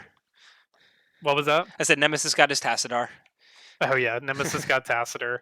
Uh, it was I think really we thrive on those really team fight heavy maps, and we like ones that don't cause the team to split as much. And I think we knew that going into this map, but I think also we were going to try something a little bit different, kind of with John pulling out the Asmodon, Hmm. and I think we were realizing our us not having enough kind of wave clear and push, and I think that really like came in handy for us because they were really good on the camp rotations and those kind of things. But I think we that game just totally had every lane pushed, you know, Yeah. for most of the time. Yeah, you guys definitely had map pressure. I'm Yeah. curious, did you pick the comp because the comp had like it was very siege heavy. Was the strategy going into it to fight over the objectives, or were you originally just like, you know what, we're gonna just like poke with the objective with its Asmo and we're gonna try and just siege everywhere else, and then it just worked out in that first objective fight. And you're like, never mind, we're gonna change our strategy and just fight over the objectives. That's kind of what happened because Asmodon is really strong on that map just for his globe and you know poking and getting that off. And I think as we got into it and the team fights and we were just dominating every team fight, it was kind of just like, okay, well, this is going to work for us. Hmm. We can put the pressure where we need to put the pressure, but ultimately we're winning the team fight. So Hmm. Awesome. So game 1 and 2, you guys got to pick the maps. Game 3, the Devil's Rejects got to pick the map. Or no, sorry, I have this backwards. Sorry. yeah, Games 1 and 2, they picked the map. Game 3, you got to pick the map. You picked Volskaya, which is a map that they beat you on the last time you guys picked. So, what was going on with the Volskaya pick? And then it seemed like you ran almost the exact same strategy as you did in that game too with the Infernal Shrines with siege heavy comp again with the Asmodan. You just took Gazlo instead of Zool. Yeah, I think Gazla was really messing with us, and so we wanted to get rid of their Gazla, but we didn't want to sacrifice the Diva, the Orphea, for this. And Dan plays a good Gazla, so I think that game, it worked for us the last one, the on Infernal Shrines, and they're similar in terms of the 1 point fighting over the 1 point. Hmm. And the only thing we were worried about there was him taking the Sylvanas. I know it I think we were worried about them getting the turret and trying to do the bigger turret. And so, Hmm. really, that match, we really wanted to focus getting all the camps and getting all the turrets. And so, we were stealing turrets. We were, I mean, I think at one point every single person on our team had a turret that game. Yeah, So, yeah, I think like towards the mid game, it was you guys yeah, that painted the was whole map blue. I remember yeah, that. yeah. We wanted that was definitely our strategy. We were stealing turrets. We were trying to make really fast rotations. But I think that one is one of our really big strengths because again it's a team fight heavy map, but also I feel like that one we've had some good practice with, and we felt more comfortable on that map just from the way things went with Infernal Shrines. Okay. We All weren't right. about to try and change it up. Yeah, I mean, it worked in game 2. Why not try it in game 3? And like you said, it's a similar map, so Mhm, it seemed to work out for you guys in game 3. Which, yeah, I mean, the Volskaya, I think was the most dominant performance you guys had in this entire mhm, series. It looked like you guys were just on the gas the entire game, controlling the map, controlling the objective. I don't think you ever lost an objective. I don't think you ever lost a camp outside of like the first 2 minutes. mhm. So definitely major props showing the comfortable strategy on Volskaya. And then game 4. So it looked like it was all dire. The Diablo and Leoric were just making Tychus's day a living Yeah, hell. And then yeah. I said it, and I have to give you props for it because I'll ask you the question later. But I literally thought you were the MVP of Game 4 because you got a sound barrier on Tychus when he was picked on that last siege. You Yeah, yeah, sacrificed yourself to get a barrier on Tychus, and he lived with like 200 health because of that. And you guys yeah. ended up defending and pushing to win. So I was like Lucio by far. But what was the call? How did you guys fight your way back in? Because it looked like it was just getting really rough. What did you guys do to get back into that game and ultimately push that bot lane all the way to a win? It was rough. We were really, really thinking that was going to be the end there, and we were worried because they were pushing bot. We had the lane coming top. We split. and I think they kind of hesitated a little bit instead of doing because I think if they would have really stuck with it and pushed in super hard there and been super aggressive, they could have easily won because I was pretty low. We were split. We were half of us were top, and then we rushed back bottom, Mhm, and I think we got like one or two really lucky picks, and I think at that point, it was full speed ahead. mhm, Lucio speed. We're gonna turn. We're gonna get a pick, and then we're gonna push and win because we knew if this wasn't the chance, there was no other one because we were completely pushed. mhm. And I think that ultimately came down to my level 20 pick, as I did go the reduced time run. I like usually going the increased heal. Right. It depends. I mean, but the increased timer, because every single time Leoric would entomb Tychus, Yep. he would die, and so it was like we had no defense against that, and so I was like, okay, I'm just gonna have to pop this every time, and every time I heard that entomb drop, I just instinctively pressed the sound barrier. So Yeah, I think it happened like 4 or 5 times where the two went down, Diablo jumped hmm in, and Tychus just went bye bye, and that seemed to be their strategy yeah, the whole it game, was and a it was great strategy working. because Tychus was really their crux because they Yep. had such a tanky team that they couldn't. They were right by focusing him. Yeah, but Uh, then that one play was over the bottom of turn-in location area, and Tychus again got caught in the tomb. I was like, this is gonna be game. And then he got down to like 200 health. You came in with the sound barrier. I think Tychus got away. He got away for sure. And I think Sylvanas dove in to try and finish either him off or yeah, May and off. we He got the tried to. He Sylvanas. got the Sylvanas got ambitious, a little too ambitious, hmm and the Tychus was there to have the damage to be able to kill the Sylvanas and live Yep, himself.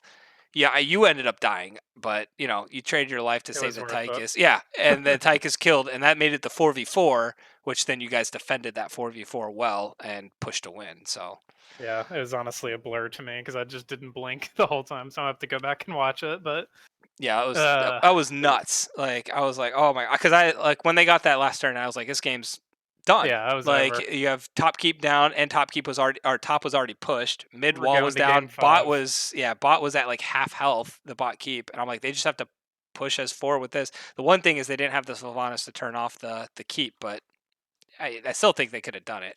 Yeah. So, but you guys found a way. You got you scrapped back in, and you found a way, and then you staggered them, and led Yeah, to the a 3 stagger. 1. Awesome series. All right. Yeah. I got to ask you now. I already gave you props for game 4, but for the entire series, who are you giving your team's MVP to? It's really hard because like they felt like like I would give it to myself for that last game, but I think I would give it to John for his Asmodon because he was just raking in those two games the damage and he was Yeah. just making their life hell. So I guess for those two games I'd give it to John, but I think I would give it to myself just for that last game because I was like sweating just trying to get those because it's just like you have like a half-second window when Leoric drops that entomb. hmm Yeah, it's not long. Yeah, yeah, not Alrighty, long. so Asmodan getting the nod for the series MVP. Yeah, I mean he definitely had siege, top hero damage in one hmm time, top XP. Almost the other game he had top XP. And yeah, props to John because that's not one of his usual picks. Fairly new for him, and because he got out, I mean they were banning out all of John's usual players. So Yeah.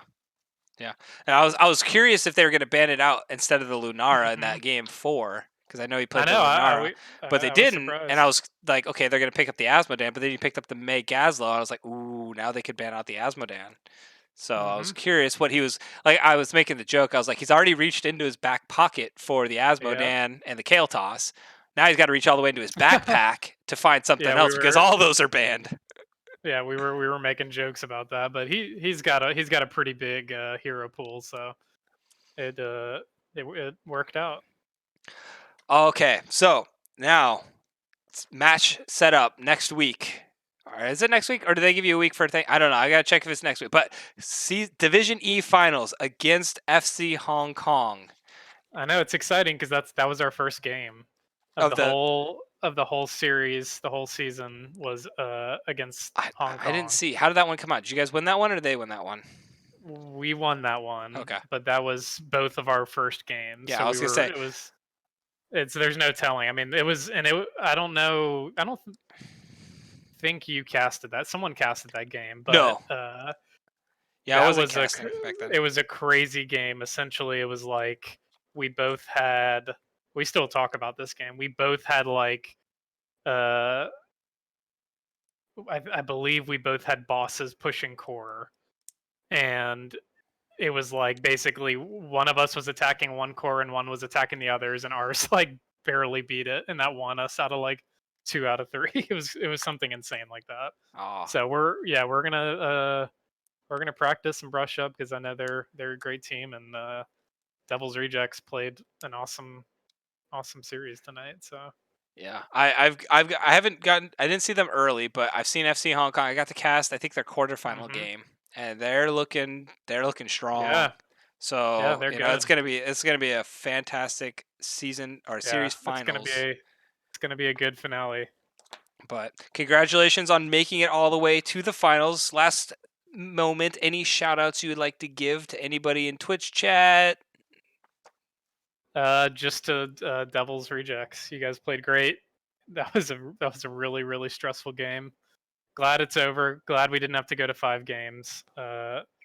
And yeah, look forward to playing FC Hong Kong. Alrighty. Alrighty, if nothing else, this was Captain Garbo of the Core Bouncers, the healer player for the Core Bouncers. Thank you so much And for the thanks for interview. casting Oh, us. absolutely, Yeah, my pleasure. I'm excited. I hope I can get into this series final as yeah, well because I've yeah. been following it. I've been able to cast you guys quite a bit in FC Hong Kong, a couple games, so I'm looking forward to this. If not, I'm definitely watching it. But Awesome. congratulations and good luck in the series finale against FC Hong Kong.